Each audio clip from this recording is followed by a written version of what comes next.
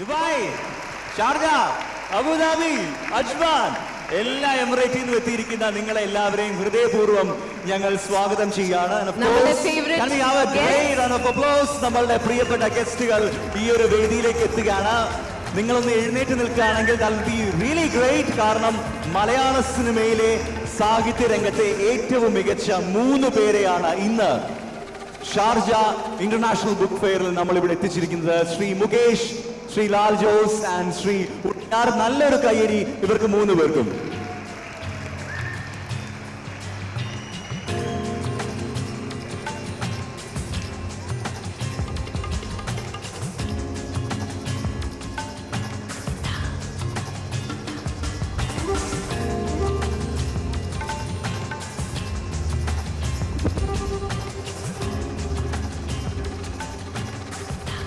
അസ്സലാമു അലൈക്കും, good evening, നമസ്കാരം. 35ാമത് ഷാർജ ഇന്റർനാഷണൽ ബുക്ക് ഫെയറിലേക്ക് ഏവർക്കും സ്വാഗതം. ഞാൻ വൈശാഖ്, ഞാൻ മീര നന്ദൻ. ഞങ്ങൾ എത്തുന്നു ഗോൾഡ് 101.3 FM നിന്ന്. ഇന്ന് ഷാർജ എക്സ്പോ സെന്ററിലെ ഈ ഒരു ബോൾ റൂമിൽ എത്തിയിരിക്കുന്ന ഓരോ കലാ ആസ്വാദകരും എത്തിയിരിക്കുന്നത് വളരെ മികച്ചൊരു സായാഹ്നം കാണുക എന്നുള്ളൊരു ഉദ്ദേശത്തോടു കൂടിയാണ്.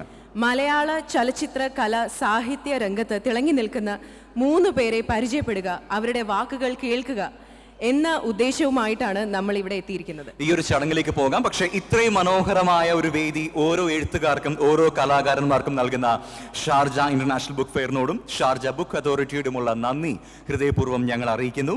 Sharjah, the cultural capital of the UAE, had a passion for the written word since 1982, and under the continued guidance and patronage of His Highness Dr. Sheikh Sultan bin Mohammed Al Qasimi, the UAE Supreme Council member and ruler of Sharjah, the Department of Culture and Information wrote the first chapter of the Sharjah International Book Fair. വായനാശീലം വളർത്തുക എന്ന ഉദ്ദേശത്തോടെ തുടങ്ങിയ Sharjah അന്താരാഷ്ട്ര പുസ്തകമേള ഇന്ന് ലോകത്തിലെ തന്നെ ഏറ്റവും മികച്ച 3ാമത്തെ പുസ്തകമേളയായി മാറിയിരിക്കുന്നു. അതിനുവേണ്ടി പ്രയത്നിച്ച ഓരോ വ്യക്തികളെയും ഞങ്ങൾ ഇന്ന് അഭിനന്ദിക്കുകയാണ്. ഒരു കേവല പുസ്തകമേളയെ ലോകത്തിന്റെ പുസ്തകോത്സവമാക്കി മാറ്റിയ അക്ഷരങ്ങളുടെ ഉപാസകൻ his highness doctor Sheikh Sultan bin Muhammad Al Qasimi, the UAE supreme council member and ruler of Sharjah, അദ്ദേഹത്തിന് മലയാളി സമൂഹത്തിന്റെ പേരിൽ ആത്മാർത്ഥമായ നന്ദി രേഖപ്പെടുത്താൻ നമുക്ക് ഈ ഒരു അവസരം ഉപയോഗിക്കാം. ഇനി ഇന്നത്തെ ചടങ്ങിലേക്ക് നമ്മൾ പോവുകയാണ്. നായകന്മാർ കയ്യടി നേടുന്ന ഡയലോഗുകൾ പറയുന്നത് കേൾക്കാൻ നമുക്ക് ഒരുപാട് ഇഷ്ടമാണ്. പക്ഷേ അത് പറയാൻ നമ്മൾ കുറച്ച് കഷ്ടപ്പെട്ടിരുന്ന ഒരു കാലം ഉണ്ടായിരുന്നു. കാരണം അത്രയധികം ലെങ്തി ആയ ഡയലോഗുകളായിരുന്നു മലയാള സിനിമകളെ മുന്നോട്ട് കൊണ്ടുപോയിക്കൊണ്ടിരുന്നത്. പക്ഷേ കാലത്തിനനുസരിച്ച് മാറി വളരെ ചെറിയ വാക്കുകൾ കൊണ്ട് തന്നെ മലയാളികളെ കൊണ്ട് കൈയടിപ്പിച്ച ഒരു എഴുത്തുകാരനുണ്ട്. മീശപ്പുലിമലയിൽ മഞ്ഞ് പെയ്യുന്നത് കാണാൻ പ്രേരിപ്പിച്ച, ടെസയോട് പൂരം കാണാൻ പറഞ്ഞ ആ ഒരു എഴുത്തുകാരൻ ശ്രീ ഉണ്ണി ആർ.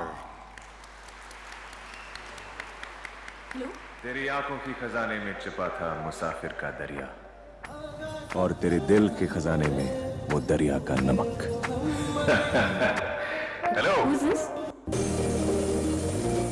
തിരക്കഥാരചനയിൽ പുതിയ കാലത്തെ അടയാളപ്പെടുത്തിയ ഒരു ചെറുകഥാകൃത്ത്, ആരാധക വൃന്ദത്തെ സ്വയം സൃഷ്ടിച്ച് അഭ്രപാളയിൽ സ്വയം രേഖപ്പെടുത്തി അന്ന് വരെയുള്ള നടപ്പുവഴികളെ പിന്തള്ളി സംഭാഷണ രചനയിൽ സമകാലീനതയുടെ ഫ്രഷ്നസ് കൊണ്ടുവന്ന എഴുത്തുകാരൻ. ബിഗ് ബി, അൻവർ, കുള്ളന്റെ ഭാര്യ, മുന്നറിയിപ്പ്, ചാർലി, ലീല തുടങ്ങിയ നല്ല സിനിമകൾക്ക് പിന്നിലെ തൂലിക. ചെറുകഥയുടെ ഭംഗിയോടെ സിനിമകൾ എഴുതുന്ന എഴുത്തുകാരനെന്നോ സിനിമാറ്റിക്കായി ചെറുകഥകൾ എഴുതുന്ന എഴുത്തുകാരനെന്നോ ധൈര്യമായി വിശേഷിപ്പിക്കാവുന്ന ശ്രീ ഉണ്ണി ആർ. സ്വാഗതം ചെയ്യാം Shri ഉണ്ണിയാറിനെ. Can we have a great round of applause for Shri Unniyar? ഇന്ന് അടുത്തതായിട്ട് ഈ ഒരു വേദിയിലേക്ക് വരുന്ന ഒരാളെ ഇൻവൈറ്റ് ചെയ്യാൻ പറ്റുന്ന ഒരാളെ കൊണ്ടാണ് ഞാൻ ഗോൾഡ് 101.3 വന്നിരിക്കുന്നത്. മീരയ്ക്ക് ഒരു പക്ഷേ ആ ഒരു വ്യക്തിയെ കുറിച്ച് കൂടുതലായിട്ട് സംസാരിക്കാനായിട്ട് പറ്റുന്നുണ്ടായിരിക്കും. തീർച്ചയായിട്ടും മലയാള സിനിമയ്ക്ക് ഒരുപാട് നായികമാരെ സമ്മാനിച്ചിട്ടുള്ള, എന്നെ അടക്കം ഒരുപാട് പേരെ സമ്മാനിച്ചിട്ടുള്ള സംവിധായകൻ, എനിക്ക് മീര നന്ദൻ എന്നുള്ള പേര് തന്ന സംവിധായകൻ ശ്രീ ലാൽ ജോസ്, അദ്ദേഹത്തെ നമ്മളുടെ ഷാർജ ഇന്റർനാഷണൽ ബുക്ക് ഫെയറിലേക്ക് വെൽക്കം ചെയ്യുന്നു. ഹലോ, വായടി പറയാം. ദൃശ്യഭാഷയുടെ വ്യാകരണം പുതിയ കാലത്തിനായി മാറ്റി എഴുതിയ പ്രതിഭാധനനായ സംവിധായകൻ. മാസെന്നും ക്ലാസ് എന്നും ഭേദമില്ലാതെ ഉന്നത നിലവാരം കാത്തു സൂക്ഷിച്ച ഒത്തിരി സിനിമകൾ മലയാളത്തിന് നൽകിയ ഡയറക്ടർ. അനവധി പുതുമുഖങ്ങളെയും പുതുമുഖങ്ങളുടെ ചലച്ചിത്രങ്ങളെയും പുതിയ സംവിധായകരെയും മലയാള ചലച്ചിത്രത്തിന് സമ്മാനിച്ച് ഒരർത്ഥത്തിൽ നവമലയാള ചലച്ചിത്രത്തിന്റെ കാരണവർ എന്ന് വിശേഷിപ്പിക്കാവുന്ന പ്രതിഭ ലാൽ ജോസ്. ആദരപൂർവ്വം ക്ഷണിക്കാം ധന്യമായ ഈ വേദിയിലേക്ക് ശ്രീ ലാൽ ജോസ്. ഒരിക്കൽ കൂടി നല്ലൊരു കയ്യടിയാവാം ശ്രീ ലാൽ ജോസ്. ഇനി നിങ്ങൾ ഏറ്റവും കൂടുതൽ കൈയടിച്ചത് ഒരു വ്യക്തിക്ക് വേണ്ടിയിട്ടാണ്. കുറച്ചു മുൻപ് ഞങ്ങൾ ഇവിടെ എത്തിയ സമയത്ത് ഒരുപാട് കലാകാരന്മാരുള്ള ഒരു കുടുംബത്തിൽ നിന്ന് വരുന്ന ഒരു ലെജൻഡ്, മലയാളികളെ എന്നും ചിന്തിപ്പിച്ച ഒരു മഹാകലാകാരൻ, തോമസ് കുട്ടി വിട്ടോട എന്ന് പറഞ്ഞ് നമ്മളെ ചിരിപ്പിച്ച, വരുന്ന വഴിക്ക് കുടിച്ചു എന്ന് പറഞ്ഞ് നമ്മളെ ചിരിപ്പിച്ച ഒരു കലാകാരനുണ്ടെങ്കിൽ അത് നമ്മുടെ പ്രിയപ്പെട്ട മുകേഷ് ഏട്ടനാണ്. മുകേഷ് ഏട്ടനെ നമുക്ക് വേദിയിലേക്ക് ഹൃദയപൂർവ്വം സ്വാഗതം ചെയ്യാം.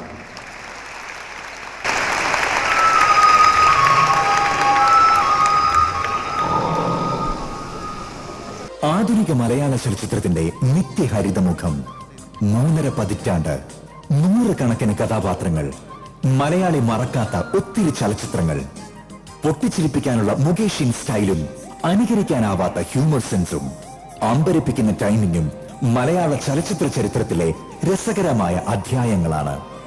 ഏത് കാലഘട്ടത്തിലും ജനകീയനായി നിൽക്കാനുള്ള ആർജിത ശേഷി മുകേഷിനെ മറ്റ് താരങ്ങളിൽ നിന്നും വേറിട്ട് നിർത്തി. എന്നും നായകൻ, ഉപനായകൻ, സ്വഭാവ നടൻ, നിർമ്മാതാവ്, എഴുത്തുകാരൻ, നാടകപ്രവർത്തകൻ, ഏറ്റവും സക്സസ്ഫുൾ ആയ മിനി സ്ക്രീൻ അവതാരകൻ, സാംസ്കാരിക പ്രവർത്തകൻ, സംഗീത നാടക അക്കാദമി ചെയർമാൻ തുടങ്ങി ഒടുവിൽ ജനപ്രതിനിധിയുടെ കുപ്പായം വരെ ബഹുമുഖങ്ങളായ മേഖലകൾ. മുകേഷ് മലയാളിക്ക് ഒരു ചലച്ചിത്ര താരമല്ല, എക്കാലത്തും ഒപ്പമുള്ള രസികനായ സുഹൃത്തു കൂടിയാണ്. സ്നേഹപൂർവ്വം സ്വാഗതം ചെയ്യാം Shri Mukesh. Sharjah international book ഫെയറിന്റെ ഈ ഒരു വേദിയിലേക്ക് 3 പേരെയും വെൽക്കം ചെയ്തുകൊള്ളുന്നു. നമ്മൾ എപ്പോഴും പറയുന്ന ഒരു കാര്യമുണ്ട്, എവിടെ ചെന്നാലും അവിടെ ഒരു മലയാളി ഉണ്ടെന്നുള്ള കാര്യം. അതിനൊരു പെർഫെക്റ്റ് എക്സാമ്പിൾ ആണ് Shri Mohan Kumar sir, Sharjah book അതോറിറ്റിയുടെ എക്സ്റ്റേണൽ അഫയേഴ്സ് എക്സിക്യൂട്ടീവ്. നല്ലൊരു കയ്യടി കൊടുത്തണം. കാരണം ഇദ്ദേഹത്തിന്റെ നേതൃത്വത്തിലുള്ള ഒരു വലിയൊരു ടീമാണ് ഷാർജ അന്താരാഷ്ട്ര പുസ്തകമേള ഇവിടെ ഒരുക്കുന്ന. അദ്ദേഹത്തെ വേദിയിലേക്ക് സ്വാഗതം ചെയ്യാണ്. എന്തൊരു സന്തോഷമാണെന്നറിയാം ഇവിടെ നിൽക്കുമ്പോൾ. വലിയൊരു ക്രൗഡ്, ഞാൻ എക്സ്പെക്റ്റ് ചെയ്തതിൻ്റെ ഒരു ഇരട്ടിയും കൂടുതൽ ആൾക്കാരെയാണ് ഞാൻ കാണുന്നത്. എനിക്കറിയാം എന്തിനാണ് നിങ്ങൾ വന്നിരിക്കുന്നത്. എൻ്റെ പ്രസംഗം കേൾക്കാനൊന്നല്ല. ഇതാ ഈ 3 മഹൽ വ്യക്തികളെ ഞങ്ങളിവിടെ ഷാർജ പുസ്തകമേള, ഷാർജ ബുക്ക് ഫെയറിൻ്റെ കെയർ ഓഫിൽ ഞങ്ങൾക്ക് ഇൻട്രൊഡ്യൂസ് ചെയ്യുകയാണ്. കൂടുതലൊന്നും പറയാനില്ല. ബുക്ക് ഫെയറിനെ കുറിച്ച് ഒരുപാട് നമ്മൾ റേഡിയോയിൽ കൂടിയും ന്യൂസ് പേപ്പറിൽ കൂടിയും പത്രങ്ങളിൽ കൂടിയൊക്കെ കേട്ടിട്ടുണ്ട്, ടി വിയിൽ കൂടിയൊക്കെ കേട്ടിട്ടുണ്ട്. അതുകൊണ്ട് തന്നെ 35ാം വാർഷികം ആഘോഷിക്കുന്ന ഈ വേളയിൽ വളരെയധികം കണ്ണും മനസ്സും നിറയുന്ന ഒരവസ്ഥയിലാണ് ഞങ്ങൾ സംഘാടകർ. കാരണം ഓരോ ഈവൻറ്റും, എസ്പെഷ്യലി ഇന്ത്യയിൽ നിന്ന് വന്നിട്ടുള്ള ഓരോ ഈവൻറ്റും നിറഞ്ഞ സദസ്സിന് മുമ്പിൽ അവതരിപ്പിക്കാൻ കഴിഞ്ഞു എന്നുള്ളത് വളരെ അഭിമാനത്തോടു കൂടി എനിക്ക് പറയാൻ കഴിയും. ഇത് മേലിലും ഞങ്ങൾ തുടരുന്നതായിരിക്കും.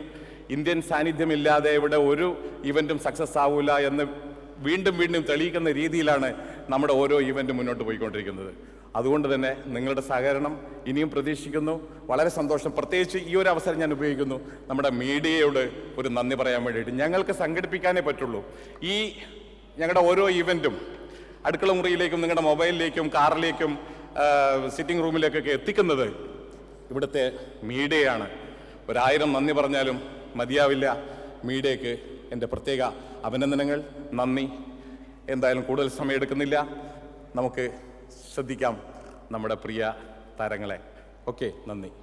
ആൻഡ് ഇനി നിങ്ങളെല്ലാവരും കാത്തിരിക്കുന്നത്, നമ്മളെല്ലാവരും വെയിറ്റ് ചെയ്യുന്നത് തീർച്ചയായിട്ടും ഇവര് 3 പേർക്കും ഇവിടെ ഈ വേദിയിൽ എന്താണ് സംസാരിക്കാനുള്ളത് എന്നുള്ളത് കേൾക്കാൻ വേണ്ടിയിട്ട് തന്നെയാണ്. ആദ്യമായിട്ട് നമുക്ക് വെൽക്കം ചെയ്യാം ശ്രീ ഉണ്ണിയാറിനെ. അദ്ദേഹത്തെ സ്വാഗതം ചെയ്യാം. ഒരു മികച്ച ഒരു എഴുത്തുകാരൻ, ഒരു സാഹിത്യകാരനായ ശ്രീ ഉണ്ണിയാറിനെ ഈ ഒരു സ്റ്റേജിലേക്ക് ഇൻവൈറ്റ് ചെയ്യുകയാണ്. അദ്ദേഹത്തിന് നിങ്ങളുടെ അടുത്ത് സംസാരിക്കാനുള്ള വാക്കുകളിലേക്ക്. പ്രിയപ്പെട്ടവരെ, ഇതൊരു വലിയ സന്തോഷമുള്ള ഒരു വൈകുന്നേരമാണ്. പ്രത്യേകിച്ച് ഇത്രയേറെ മലയാളികൾ ഒന്നിച്ച് ഒരു പുസ്തക മേളയ്ക്കെത്തുക, അവർ മലയാളത്തിൽ നിന്ന് വന്ന എഴുത്തുകാരെയും ചലച്ചിത്ര പ്രവർത്തകരെയും കാണാനെത്തുക, അവർ പറയുന്നത് എന്താണ് എന്ന് അറിയാൻ ക്ഷമയോടെ കാത്തിരിക്കുക. എൻ്റെ ആദ്യ പുസ്തകം പ്രസിദ്ധീകരിച്ചത് എൻ്റെ എല്ലാ പുസ്തകങ്ങളും പ്രസിദ്ധീകരിച്ചത് DC ആണ്. ശ്രീ രവി DC ഇവിടെയുണ്ട്. ഞങ്ങളുടെ എല്ലാം തലമുറ അഭിമാനത്തോടുകൂടി ആദരവോടുകൂടി കണ്ടിരിക്കുന്ന M. മുകുന്ദൻ ഇവിടെയുണ്ട്. എൻ്റെ പ്രിയ സുഹൃത്ത് ഗോപാലകൃഷ്ണൻ. എന്തുകൊണ്ടും വ്യക്തിപരമായി എന്നെ സംബന്ധിച്ച് വളരെ സന്തോഷം നിറഞ്ഞൊരു വൈകുന്നേരം. ഇന്നത്തെ ദിവസം തുടങ്ങിയത് ഗോപാലകൃഷ്ണൻ അയച്ച ഒരു മെസ്സേജിലൂടെയാണ്. 82ാമത്തെ വയസ്സിൽ ലിയോണാർഡ് കോഹൻ എന്ന പ്രിയ പാട്ടുകാരൻ്റെ മരണം എന്ന വാർത്തയായിരുന്നത്. കോഹൻ നോവലുകൾ എഴുതി, പാട്ടുകൾ പാടി. കോഹൻ്റെ ഓരോ പാട്ടും ഓരോ കേൾവിക്കാരൻ്റെയും ഓരോ ശ്രോതാവിൻ്റെയും കാതുകളിലേക്ക് ഏറ്റവും സ്വകാര്യമായി പറഞ്ഞ ആത്മഭാഷണങ്ങൾ പോലെയായിരുന്നു. എഴുത്തുകാരൻ എന്ന നിലയിൽ എൻ്റെ ജീവിതത്തിൽ 2 അസ്തിത്വങ്ങളുണ്ട്. ഒന്ന് കഥയെഴുത്തുകാരൻ, മറ്റൊന്ന് തിരക്കഥാകൃത്ത്. ഇതിലൊരു പക്ഷേ ഈ കൂടിയിരിക്കുന്നവരിൽ എത്ര പേർ എൻ്റെ കഥകൾ വായിച്ചിട്ടുണ്ട് എന്ന് എനിക്കറിയില്ല. ഒരു പക്ഷേ ബിഗ് ബിയും ചാർലിയും കണ്ടവരായിരിക്കും കൂടുതലും. ചെറുകഥ എഴുതുക എന്നത് കോഹൻ്റെ ആത്മഭാഷണം പോലെ ഏറ്റവും അടുത്ത് നിൽക്കുന്ന ഒരാളോടുള്ള സംഭാഷണമാണ്. തിരക്കഥ എഴുതുന്നതും ചലച്ചിത്രവും മറ്റൊരു പ്രവൃത്തിയാണ്. അത് ആൾക്കൂട്ടത്തിന് മുന്നിൽ എഴുതുന്ന ഒരു ദൃശ്യ ഭാഷയാണ്. ഈ ദിവസം നിങ്ങളുടെ മുന്നിൽ വലിയ കാര്യങ്ങൾ പറഞ്ഞ് ഈ സമയത്തെ ഞാൻ കളയുന്നില്ല. ചെറിയ ചില വർത്തമാനങ്ങളിലൂടെ ഈ വൈകുന്നേരം കടന്നു പോകട്ടെ എന്ന് ഞാൻ ആഗ്രഹിക്കുന്നു. എൻ്റെ എഴുത്തിനെക്കുറിച്ച്, എൻ്റെ ആശങ്കകളെക്കുറിച്ച് തീർച്ചയായും നിങ്ങളുടെ ചോദ്യങ്ങളുണ്ടെങ്കിൽ അവയ്ക്ക് മറുപടി തന്നുകൊണ്ടാവാം ഈ വൈകുന്നേരം ഞാൻ പൂരിപ്പിക്കുക. ഈ ദിവസത്തിന്, ഈ നല്ല വൈകുന്നേരത്തിന് വളരെ നന്ദി. Thank you so much sir. ഇനി നമുക്ക് സ്വാഗതം ചെയ്യേണ്ടത് മീരയ്ക്ക് വളരെ ഫേവററ്റ് ആയിട്ടുള്ള ഒരാളെ തന്നെയാണ്. ശ്രീ ലാൽ ജോസ് ഇവിടെ എത്തിയിട്ടുണ്ട്. മറവത്തൂർ കനവ് എന്നുള്ളൊരു സിനിമ കണ്ടു തുടങ്ങിയതാണ് നമ്മളെല്ലാവരും. അതിന് മുൻപ് നമ്മൾ കണ്ടിട്ടുണ്ട്. എനിക്ക് തോന്നുന്നു നമ്മൾ തോന്നയ്ക്കൽ പഞ്ചായത്തിലെ ഓരോ അരിയും ആദ്യം പെറുക്കിയത് ആരാണെന്ന് ചോദിക്കുകയാണെങ്കിൽ അതിനൊരു ഉത്തരം എല്ലാവർക്കും ഇപ്പം നന്നായിട്ട് അറിയാം. അത് നമ്മുടെ പ്രിയപ്പെട്ട ലാൽ ജോസ് സർ തന്നെയാണ്. എനിക്ക് ഫേവററ്റ് ആയിട്ട് സത്യം പറഞ്ഞാൽ ഞാൻ നേരത്തെ പറഞ്ഞ പോലെ തന്നെ എനിക്ക് മീര നന്ദ് എന്നുള്ള പേര് തന്നതും എന്നെ കറക്റ്റായിട്ട് നടത്താൻ പഠിപ്പിച്ച ഒരു ഡയറക്ടറും കൂടെയാണ് ലാൽ ജോസ് സർ. അപ്പം അദ്ദേഹത്തെ അടുത്തതായിട്ട് ക്ഷണിക്കുന്നു 2 വാക്ക് സംസാരിക്കാൻ. നല്ലൊരു കൈയ്യടി കൊടുക്കാം ശ്രീ ലാൽ ജോസ്. നമസ്കാരം. ഞാനൊരു നല്ല പ്രാസംഗികനൊന്നുമല്ല. ഈ പോഡിയം ഉണ്ടായത് നന്നായി. എൻ്റെ കാല് വിറയ്ക്കുന്നത് അതുകൊണ്ട് നിങ്ങൾ കാണുന്നില്ലേ. ഞാൻ പല പ്രോഗ്രാമുകൾക്കും ഗൾഫ് നാടുകളിലേക്ക് വന്നിട്ടുണ്ട്. പക്ഷേ എനിക്ക് ഏറ്റവും സന്തോഷമുള്ള ദിവസം ഇന്നാണ്. കാരണം ഒരു ചലച്ചിത്ര സംവിധായകൻ എന്നുള്ള നിലയിൽ പങ്കെടുത്തിട്ടുള്ള ആ പരിപാടികളിൽ നിന്ന് വ്യത്യസ്തമായിട്ട് ഒരു സാഹിത്യവുമായി ബന്ധപ്പെട്ട ഒരു പ്രോഗ്രാമിന് ഞാൻ ആദ്യമായിട്ടാണ് വരുന്നത്. ഒരു ബുക്ക് ഫെസ്റ്റിവലിൻ്റെ ഒരു ഫംഗ്ഷനിൽ പങ്കെടുക്കാൻ കഴിയുന്നത് ആദ്യമായിട്ടാണ്. അതിനേക്കാൾ വലിയ സന്തോഷം എൻ്റെ കൗമാരകാലത്തെ പ്രിയപ്പെട്ട നായകൻ, എന്നെ സ്വപ്നം കാണാൻ പഠിപ്പിച്ച പ്രധാനപ്പെട്ട ആളുകളിൽ ഒരാൾ, എന്നെങ്കിലും നേരിട്ട് കാണണമെന്ന് ഒരുപാട് കൊതിയുണ്ടായിരുന്ന ഒരാളെ ഞാൻ ഇന്ന് കണ്ടു. അദ്ദേഹത്തോടൊപ്പം ഫോട്ടോ എടുത്തു. എൻ്റെ ശേഖരത്തിലേക്ക് അപൂർവമായ ഫോട്ടോ കിട്ടി. ശ്രീ M. മുകുന്ദൻ.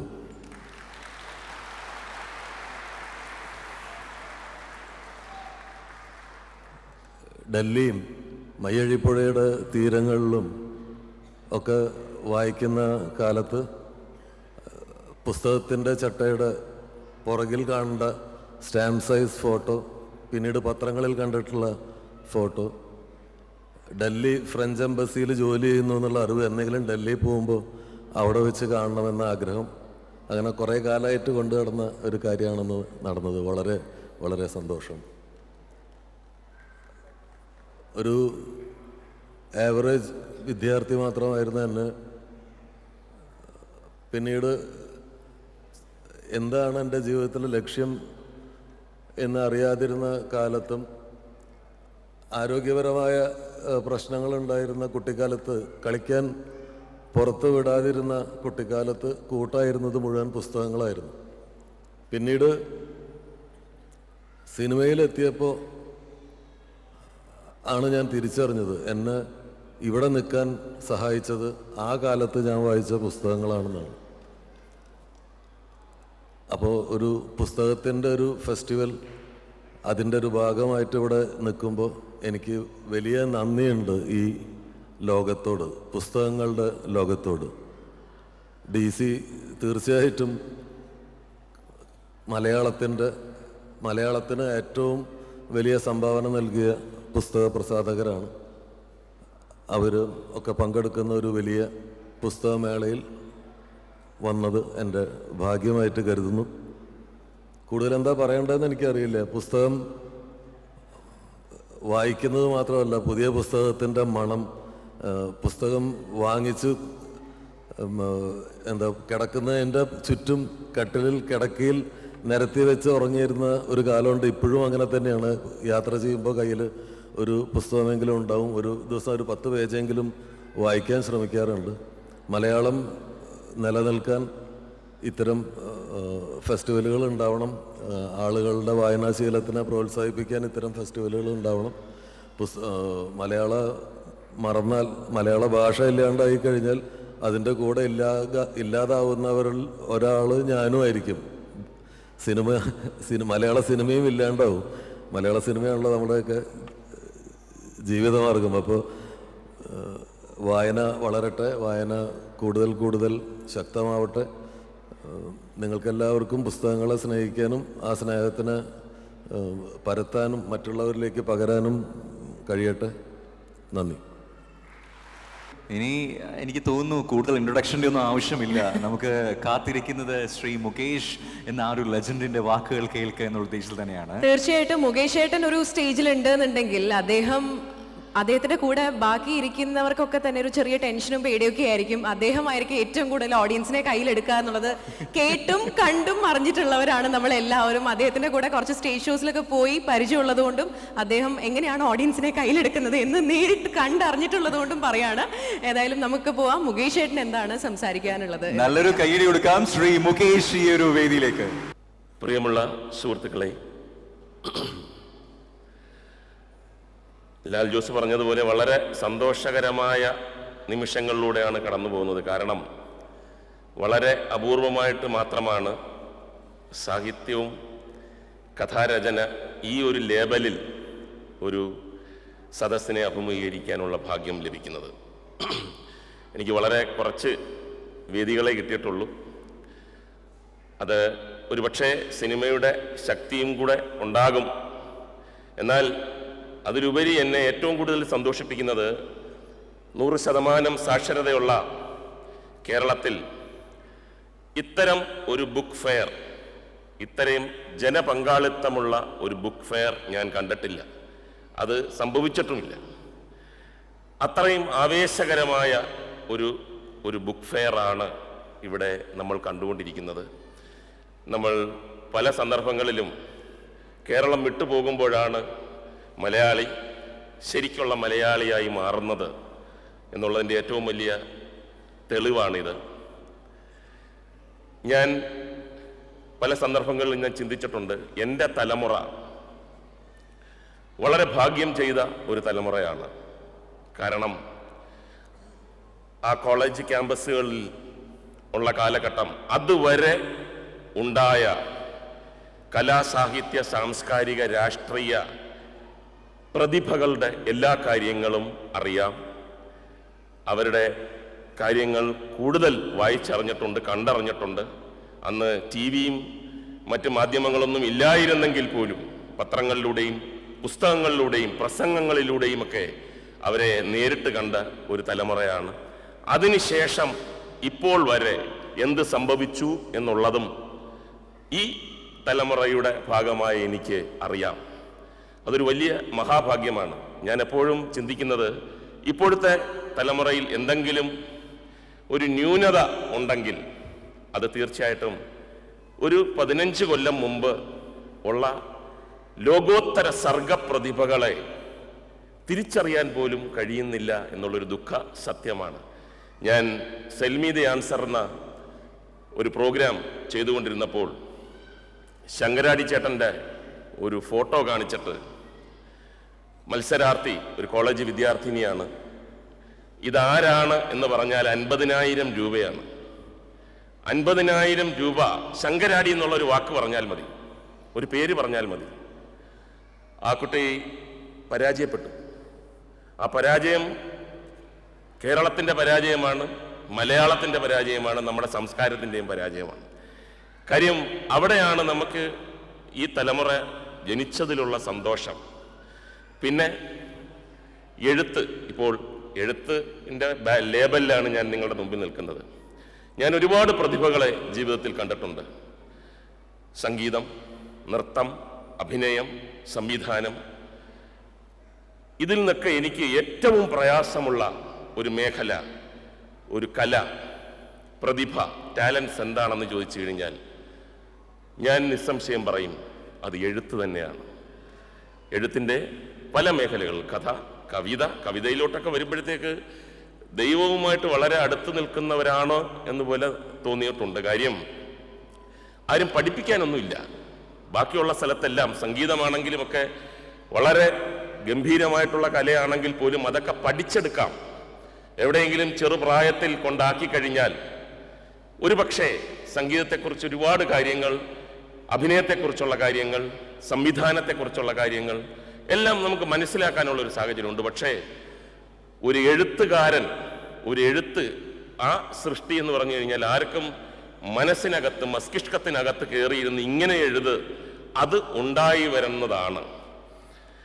ഞാൻ ഒരു എഴുത്തുകാരനായത് എങ്ങനെയാണ് ഞാൻ പറഞ്ഞു വരുന്നതെന്ന് പറഞ്ഞു കഴിഞ്ഞാൽ, ആ തലമുറയുടെ ഒരു ഭാഗ്യത്തിനോടൊപ്പം തന്നെ ഞാൻ കോളേജിൽ പഠിക്കുമ്പോൾ ആ കാലഘട്ടത്തിലുള്ള എല്ലാവരും തന്നെ എല്ലാത്തിനും പേര് കൊടുക്കും. കലാ, കായിക, രാഷ്ട്രീയ, സാഹിത്യ എല്ലാത്തിനും പേര് കൊടുക്കും. കാരണം എവിടെയാണ് ക്ലച്ച് പിടിക്കുന്നതെന്ന് ആർക്കറിയാം? ഞാൻ ഒരു കായിക താരമാകുമോ, ഒരു കലാകാരനാകുമോ, സാഹിത്യകാരനാകുമോ, രാഷ്ട്രീയക്കാരനാകുമോ, ആർക്കും ഒന്നും അറിഞ്ഞൂടാ. എന്താണ് ആംബിഷൻ എന്ന് ചോദിച്ചു കഴിഞ്ഞാൽ 95% വിദ്യാർത്ഥിനികളും പറയും ആർക്കറിയാം.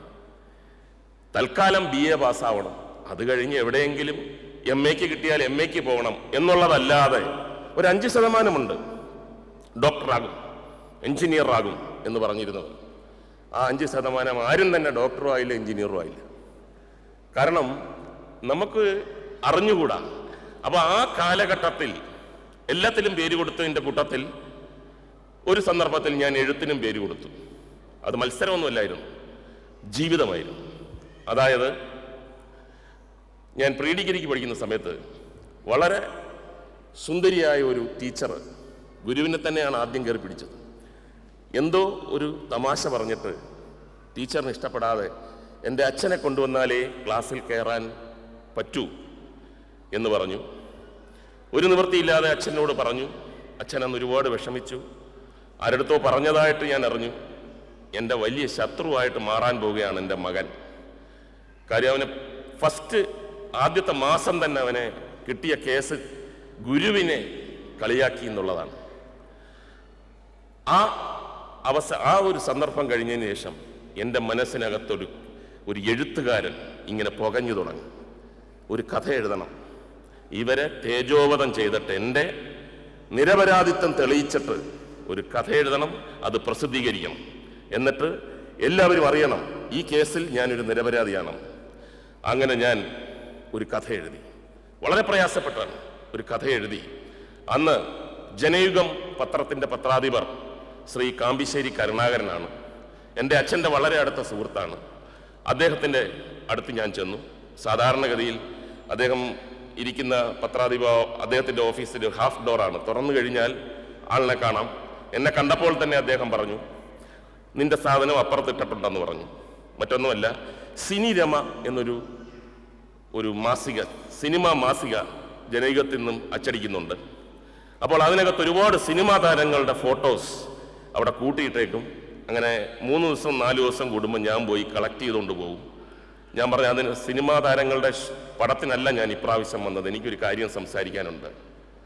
അപ്പോൾ അദ്ദേഹം എൻ്റെ മുഖത്തോട്ട് നോക്കിയപ്പോൾ അദ്ദേഹത്തിന് എന്തോ ഭയങ്കര സീരിയസ് ആയിട്ടുള്ളതാണെന്ന് മനസ്സിലായിട്ട് അദ്ദേഹം എഴുന്നേറ്റ് വന്നിട്ട് എൻ്റെ അടുത്ത് പറഞ്ഞു, എന്താണ്? അത് ഞാനൊരു കഥ എഴുതി, എൻ്റെ കൂട്ടുകാരന് സംഭവിച്ച ഒരു കഥയാണ്. അദ്ദേഹത്തിന് നിരപരാധിത്വം തെളിയിക്കണം. അതുകൊണ്ട് ആ കംപ്ലീറ്റ് കാര്യങ്ങൾ ഞാൻ മനസ്സിലാക്കിയതിനു ശേഷം ഞാനതൊരു കഥയായിട്ട് രൂപാന്തരപ്പെടുത്തി അത് ജനയുഗത്തിൽ പബ്ലിഷ് ചെയ്യണം. ജനയുഗത്തിൽ അന്ന് ഏറ്റവും കൂടുതൽ ലോകോത്തര കഥകൾ വരുന്ന സമയമായിരുന്നു. ബിമൽ മിത്രയും മലയാറ്റൂർ രാമകൃഷ്ണൻ, അങ്ങനെയുള്ള ഒരുപാട് ഓരോ ആഴ്ചയും ഇങ്ങനെ കാത്തിരിക്കുന്ന ഒരു കാലഘട്ടമായിരുന്നു അത്. അതിൻ്റെ കൂട്ടത്തിൽ എൻ്റെ കഥ വരണം. അദ്ദേഹം പറഞ്ഞു, നാളെ രാവിലെ വാ, ഞാനിതൊന്ന് വായിച്ചു നോക്കട്ടെന്ന് പറഞ്ഞു. പിറ്റേ ദിവസം ചെന്നു. അദ്ദേഹം വീണ്ടും അടുത്ത് വന്നിട്ട് പറഞ്ഞു, കഥ ഞാൻ വായിച്ചു. എൻ്റെ കൂട്ടുകാരന് സംഭവിച്ചൊന്നുമല്ല, നിനക്ക് സംഭവിച്ചതാണ്. കഥ കുറച്ച് വികാരമൊക്കെ ഉണ്ട്, പക്ഷേ ജീവിതത്തിൽ ആദ്യമായിട്ടൊരു കഥ എഴുതുമ്പോൾ അത് നിന്റെ ഗുരുവിനെ നിന്ദിച്ചുകൊണ്ടാകരുത്, അതൊരു ശാപമാണ്. വേറെ ഒരുപാട് കഥകൾ, വേറെ ഒരുപാട് കഥാസന്ദർഭങ്ങളൊക്കെ നിന്റെ കോളേജിൽ കാണുമല്ലോ, അതിനെപ്പറ്റി എഴുത്. നീ ടീച്ചറെ വെറുതെ വിട്, അതൊരു ഒരു കേഴ്സാണ്. അപ്പോൾ എനിക്ക് മനസ്സിലായി എൻ്റെ കഥ പ്രസിദ്ധീകരിക്കത്തില്ല. കുറെ കൂടെ അദ്ദേഹം പറഞ്ഞു, ഞാൻ ഇങ്ങനെ ഒരു തൃപ്തനല്ല എന്ന് പറഞ്ഞപ്പോൾ മനസ്സിലായപ്പോൾ അദ്ദേഹം ഒരുപാട് കാര്യങ്ങൾ പറഞ്ഞു. ഒരു കഥാകൃത്ത് എങ്ങനെയായിരിക്കണം, കഥ എഴുതുന്ന ആൾ എങ്ങനെയായിരിക്കണം, ഈ കഥ കൊണ്ട് സമൂഹത്തിന് എന്താണ് മെച്ചം. ആ കാലഘട്ടത്തിൽ അത് ഭയങ്കര പ്രാധാന്യമുള്ളൊരു സംഭവമായിരുന്നു. അങ്ങനെ ഞാൻ ബോധ്യപ്പെട്ടതിന് ശേഷം ഞാൻ പറഞ്ഞു, ശരി. ഇറങ്ങി ഹാഫ് ഡോറിൻ്റെ അടുത്തെത്തിയപ്പോൾ അദ്ദേഹം വിളിച്ചു പറഞ്ഞു, ഒരു പ്രധാനപ്പെട്ട കാര്യം കൂടെ നിന്നോട് പറയാനുണ്ട്, അക്ഷരത്തെറ്റുണ്ട്, ഇംപ്രൂവ് ചെയ്യണം. അതോടുകൂടി എൻ്റെ എഴുത്തുകാരൻ എന്നുള്ള മോഹം അവിടെ അവസാനിക്കുകയാണ്. പക്ഷേ വർഷങ്ങൾക്ക് ശേഷം ഞാൻ സിനിമയിൽ വന്നപ്പോൾ വളരെ അവിചാരിതമായിട്ട് വെള്ളി നക്ഷത്രത്തിൽ ഞാനിങ്ങനെ തമാശകളൊക്കെ പറയുമ്പോൾ അതൊരു കഥയായിട്ട് എഴുതണം എന്ന് പറഞ്ഞിട്ട് അന്ന് എല്ലാത്തിനും പേര് കൊടുത്തതിൻ്റെ ഒരു പിൻബലത്തിൽ ഞാനൊരു കഥ എഴുതി. അനിൽ എന്ന ചെറുപ്പക്കാരൻ്റെ സഹായത്തോടു കൂടിയാണ്. ഞാൻ പറഞ്ഞു കൊടുക്കും, അവ എഴുതും. അതെഴുതിയപ്പോൾ ആൾക്കാരെല്ലാവരും ഭയങ്കര താല്പര്യമായി. അതിനകത്ത് ഹ്യൂമർ വരുന്നു. ഒരു സിനിമാ നടനാണ് എഴുതുന്നത്, സാഹിത്യമല്ല നോക്കുന്നത്. പ്രശസ്ത സാഹിത്യകാരൻ നമ്മുടെ മുമ്പിൽ ഇരിക്കുന്ന ഏറ്റവും വലിയ സാഹിത്യകാരന്മാരിൽ ഒരാളായ മൂന്നൻ സാറ് ഈ അടുത്ത കാലത്ത് എവിടെയോ പറഞ്ഞത് ഞാൻ വായിച്ചു. അങ്ങനെ വലിയ സാഹിത്യമൊന്നും വേണ്ട, മനസ്സിനകത്തുള്ളത് പച്ചയായ നമുക്കറിയാവുന്ന ഒരു ഭാഷയിൽ പറഞ്ഞാൽ അതും കഥയാണ്, സാഹിത്യമാണെന്ന്. വലിയ ഞങ്ങളെപ്പോലുള്ള ആൾക്കാർക്ക് ഭയങ്കരമായ ഒരു പ്രചോദനമായിരുന്നു അത്. കാര്യം അങ്ങ് അഗാധതയിൽ നീലിമ നിറം ചാർത്തി നിൽക്കുന്ന അതൊന്നും വേണ്ട, നേരിട്ട് സ്ട്രൈറ്റ് കഥയിലോട്ട് കയറാം, അറിയാവുന്ന ഭാഷയിൽ അങ്ങ് പറയാം. അപ്പോൾ അങ്ങനെ 150-ൽ പരം കഥകൾ എനിക്ക് എഴുതാൻ പറ്റി എന്നുള്ളത് ഞാൻ ഇപ്പോഴും അത്ഭുതത്തോടെയാണ് നോക്കുന്നത്. അതിൻ്റെ ഏറ്റവും അവസാനം സംഭവിച്ച ഒരു ചെറിയ കാര്യം, കുറച്ച് പുകഴ്ത്തലാണ്, പക്ഷെ പറയാതിരിക്കാൻ നിവർത്തിയില്ല. ഞാൻ ഡൽഹിയിൽ ഈ അടുത്ത കാലത്ത് MLA ആകുന്നതിന് മുമ്പാണ് ഒരു ഫംഗ്ഷനിൽ ചെന്നപ്പോൾ അവിടെ നമ്മുടെ ഡെപ്യൂട്ടി സ്പീക്കർ രാജ്യസഭയിലെ PJ കുര്യൻ സാർ ഉണ്ടായിരുന്നു. അപ്പോൾ അദ്ദേഹം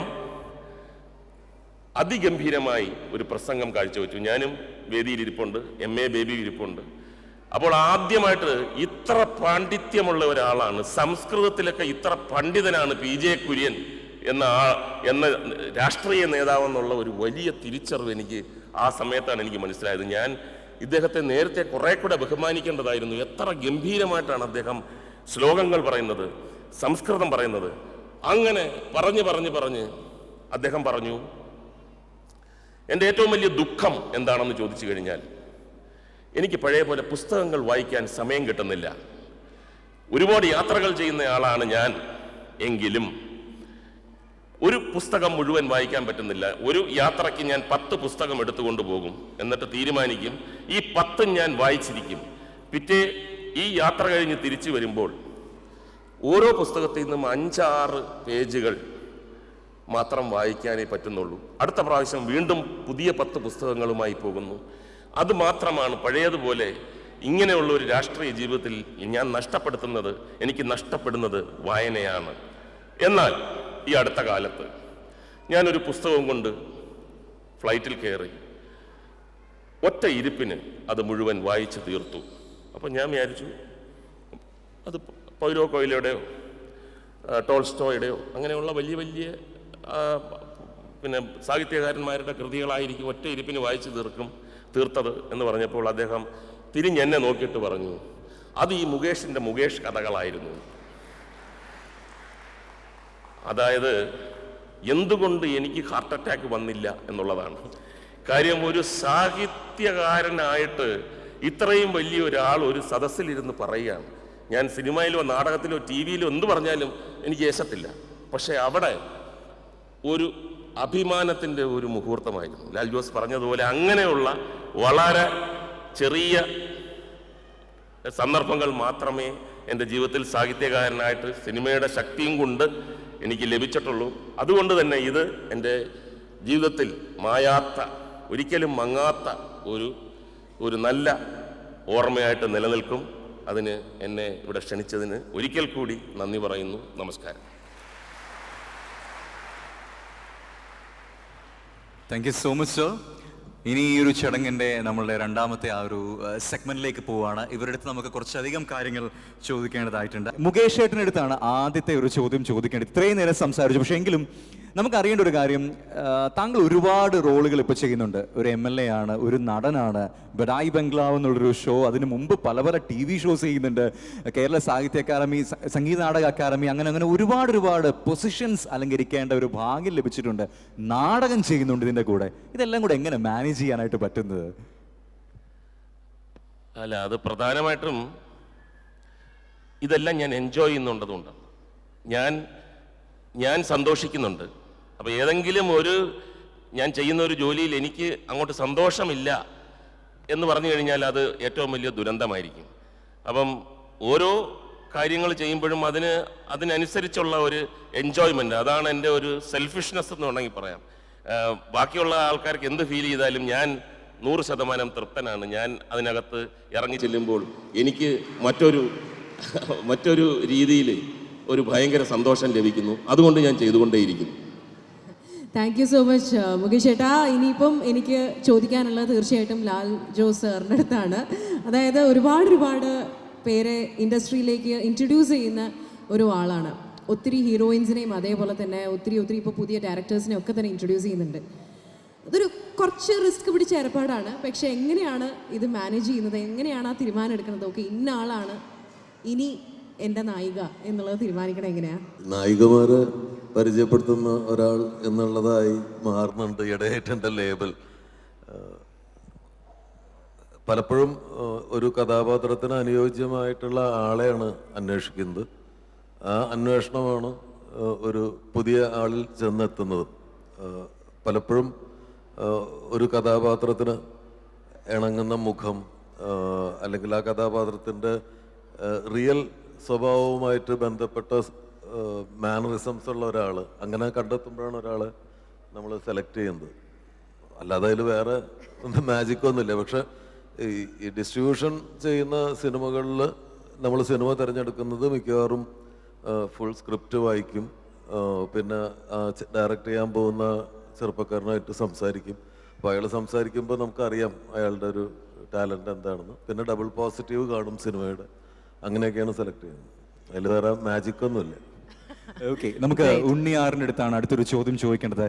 മമ്മൂക്കയുടെ കൂടെയും ദുൽഖർ സൽമാൻ്റെ കൂടെയും പൃഥ്വിരാജിൻ്റെ കൂടെയും ഫഹദ് ഫാസിലിൻ്റെ കൂടെയും ഒക്കെ ഒരു സ്ക്രിപ്റ്റ് ചെയ്യാനായിട്ടുള്ള ഒരു ഭാഗ്യം, അല്ലെങ്കിൽ താങ്കളുടെ സ്ക്രിപ്റ്റിൽ അവർക്ക് അഭിനയിക്കാനുള്ള ഒരു ഭാഗ്യം എന്ന് വേണമെങ്കിലും പറയാം. പക്ഷേ ലാലേട്ടൻ്റെ കൂടെ നമുക്കൊരു പടം കാണാൻ പറ്റിയില്ല. എന്ന് ഞങ്ങൾക്കത് കാണാൻ പറ്റും? ഒരു സിനിമയുടെ താരത്തെ നിശ്ചയിക്കുന്നത് എഴുത്തുകാരനല്ല, അത് പലപ്പോഴും സംവിധായകനാണ്. അപ്പം ഞാനുമായി വളരെ വ്യക്തിപരമായി ബന്ധമുള്ള ആളുകളുടെ ചിത്രങ്ങൾക്കാണ് ഞാൻ എഴുതിയിട്ടുള്ളത്. അപ്പം എനിക്കറിയില്ല, കാരണം ലാൽ സാറിനെ പോലെ ഒരാൾക്ക് വേണ്ടിയിട്ട് ഒരു സിനിമ എഴുതുക എന്നുള്ളത് മലയാളത്തിലെ ഏതൊരു എഴുത്തുകാരൻ്റെയും എന്താ പറയുക സന്തോഷമുള്ളൊരു കാര്യമാണ്, ആഗ്രഹവുമാണ്. വ്യക്തിപരമായിട്ട് എനിക്കങ്ങനെ കാരണം എനിക്കങ്ങനെ സിനിമയിലുള്ളവരുമായിട്ട് എനിക്കങ്ങനെ അത്രയും അടുത്ത ബന്ധങ്ങൾ വളരെ കുറവുള്ള ഒരാളാണ് ഞാൻ, പ്രത്യേകിച്ച് താരങ്ങളുമായിട്ട്. മോഹൻലാൽ എന്ന് പറയുന്ന വലിയ നടനെ ദൂരെ നിന്ന് കണ്ടിട്ടുണ്ട്. അങ്ങനെ എനിക്കും അങ്ങനെ അറിയില്ല, കാരണം എൻ്റെ വരുന്ന ഇപ്പം അടുത്ത ലാൽ ജോസിന് വേണ്ടിയിട്ടാണ് എഴുതുന്നത്, അതിൽ ദുൽഖറാണ്. പിന്നെ എനിക്ക് കുറച്ചും കൂടെ വ്യക്തിപരമായിട്ട് ഒരു ഫോൺ കോളിനപ്പുറത്ത് സംസാരിക്കാൻ പറ്റുന്ന 1-2 താരങ്ങളുണ്ട്. ഇപ്പം ചില കാര്യങ്ങൾ അവരോട് അങ്ങനെ പറയാൻ പറ്റും. അദ്ദേഹം എൻ്റെ നിന്ന് കുറേ ദൂരെയാണ്. എനിക്കറിയില്ല, അത് ഞാൻ അങ്ങോട്ട് ശ്രമിച്ചിട്ടില്ല. അദ്ദേഹത്തിന് വേണ്ടി എഴുതാൻ ഒരുപാട് പേരുണ്ട്. എന്നെങ്കിലും നടന്നാൽ സന്തോഷം. നമ്മളെല്ലാവരും വെയിറ്റ് ചെയ്യാണ് ഉണ്ണിയാർ ലാലേട്ടൻ കോമ്പിനേഷൻ വരാൻ വേണ്ടിയിട്ട്. ഏതായാലും അത് എത്രയും പെട്ടെന്ന് തന്നെ നടക്കട്ടെ. മുകേഷ് ഏട്ടൻ്റെ അടുത്ത് ഇനി ചോദിക്കാനുള്ള എന്താണെന്ന് പറഞ്ഞു കഴിഞ്ഞാൽ, നമ്മൾ എല്ലാവരും മുകേഷ് ഏട്ടൻ ഒരുപാട് പേരായിട്ടുള്ള കോമ്പിനേഷൻസ് കണ്ടിട്ടുണ്ട്. ഇപ്പോൾ മുകേഷ് ഏട്ടൻ ജഗദീഷ് ഏട്ടൻ കോമ്പിനേഷൻ കണ്ടിട്ടുണ്ട്, മുകേഷ് ഏട്ടൻ ലാലേട്ടൻ കോമ്പിനേഷൻ ഒരുപാട് കണ്ടിട്ടുണ്ട്. ഇതിൻ്റെ പിന്നിലെ, അതായത് ഇവർ ഒരുമിച്ച് വർക്ക് ചെയ്യുന്ന സമയത്ത് ഇതിനി പിന്നെയും അങ്ങനെ വരാനായിട്ടുള്ള അതിൻ്റെ പിന്നിലെ ഒരു സീക്രട്ട് എന്താണ്? അല്ല, അത് സക്സസ് കൗണ്ട്സ്. ഇനി ഒരു നടൻ അല്ലെങ്കിൽ ഒരു കലാകാരൻ ഇനി എത്ര ലോകോത്തര കലാകാരനാണെങ്കിലും അദ്ദേഹം ചെയ്യുന്നത് വിജയിച്ചില്ലെങ്കിൽ വളരെ പ്രയാസമാണ്. അപ്പോൾ ഇത് അഭിനയിക്കാനൊരു ഭാഗ്യം വേണം. എപ്പോഴും ഒരു കലാകാരൻ, പ്രത്യേകിച്ച് നടൻ, അദ്ദേഹത്തിൻ്റെ പ്രതിഭയും ഭാഗ്യവും അതിലേതാണ് കൂടുതൽ വേണ്ടതെന്ന് മാത്രമേ സംശയമുള്ളൂ. നമ്മൾ പല സന്ദർഭങ്ങളിലും ഞാൻ തന്നെ പറഞ്ഞിട്ടുണ്ട്, നമ്മൾ മലയാളത്തിൽ കണ്ടിട്ടുള്ള 2 വലിയ നടന്മാരാണ് തിലകേട്ടനും ഭരത് ഗോപിച്ചേട്ടനും. ഇവർ സിനിമയിൽ വരുന്നത് വളരെ താമസിച്ചാണ്. ഇവരെ ചെറുപ്രായത്തിൽ ചെറുപ്പക്കാരായിരിക്കുന്ന സമയത്ത് സിനിമയിൽ വന്നിരുന്നെങ്കിൽ എത്ര ഗംഭീരമായ റോളുകൾ വന്നേനെ. അന്ന് അവർ വന്നില്ല. അന്നും അവർക്ക് അഭിനയിക്കാൻ അറിയാം, അവർ കലാകാരന്മാരാണ്. പക്ഷേ വരാതിരുന്നെന്ന് പറഞ്ഞു കഴിഞ്ഞാൽ ഭാഗ്യം, ആ സമയത്ത് വരാനുള്ള ഭാഗ്യം ഉണ്ടായില്ല. അപ്പോൾ ഇത് ഒരുപാട് പിന്നെ മമ്മൂട്ടിയും മോഹൻലാലും ജഗദീഷും ശ്രീനിവാസനും ജയറാമും എല്ലാം വരുന്നൊക്കെ ആ സിനിമകൾ വിജയിച്ചത് കൊണ്ടാണ് വീണ്ടും ആൾക്കാർക്ക് കാണാൻ താല്പര്യമുണ്ടാകുന്നതും വരുന്നതും. Success counts. ഓക്കെ, നിങ്ങൾ എത്ര പേര് കേരള കഫേ എന്നുള്ള ആ ഒരു മൂവി കണ്ടിട്ടുണ്ട്? ഒന്ന് കൈവക്കാൻ പറ്റുമോ കേരള കഫേ? ഓക്കെ, അതില് പുറം കാഴ്ചകൾ നമ്മളൊക്കെ ഒരുപാട് ഇഷ്ടപ്പെട്ട ഒരു സിനിമയായിരുന്നു അല്ലേ? ഈ ഒരു പുറം കാഴ്ചകൾക്ക് ഒരു പ്രത്യേകത, ലാൽജോ സാറിൻ്റെ അടുത്താണ് നമ്മുടെ ക്വസ്റ്റ്യൻ. സ്ക്രിപ്റ്റ് ചെയ്തത് താങ്കളായിരുന്നു. ഇത്രയധികം സിനിമകൾ സംവിധാനം ചെയ്തെങ്കിലും ഈ ഒരു പടത്തിന് മാത്രമേ ആ ഒരു സ്ക്രിപ്റ്റ് ചെയ്തിട്ടുള്ളൂ. എന്തായിരുന്നു അതിനുള്ള ഒരു റീസൺ? ഇനി നമുക്കൊരു താങ്കളുടെ സ്ക്രിപ്റ്റിൽ തന്നെ ഒരു സിനിമ പ്രതീക്ഷിക്കാം ഉടൻ തന്നെ. മുകേഷ് ഏട്ടൻ നേരത്തെ പറഞ്ഞ പോലെ ഏറ്റവും ബുദ്ധിമുട്ടുള്ള പരിപാടിയാണ് എഴുത്ത് എന്നുള്ളത് എനിക്കറിയാം. എൻ്റെ ഏറ്റവും വലിയ സ്വപ്നം എപ്പോഴെങ്കിലും ഒരു പുസ്തകം എഴുതണമെന്നുള്ളത് തന്നെയാണ്. മരിക്കുന്നതിന് മുമ്പ് അത് സംഭവിക്കാൻ ദൈവം അനുഗ്രഹിക്കട്ടെ. പുറം കാഴ്ചകൾ സ്ക്രിപ്റ്റ് എഴുതാനുള്ള കാരണം അത് CV ശ്രീരാമൻ എന്ന് പറയുന്ന അനുഗ്രഹീതനായിട്ടുള്ള എഴുത്തുകാരൻ്റെ, സാഹിത്യകാരൻ്റെ ഒരു ചെറുകഥയാണ്. അത് ആ കഥയ്ക്ക് തന്നെ ഒരു തിരക്കഥയുടെ സ്വഭാവമുണ്ട്, ഒരു ചലച്ചിത്ര സ്വഭാവമുള്ള കഥയാണ്. അപ്പോൾ അത് എനിക്ക് ഒരു സ്ക്രിപ്റ്റിൻ്റെ രൂപത്തിലേക്ക് ആക്കാൻ എളുപ്പമായിരുന്നു.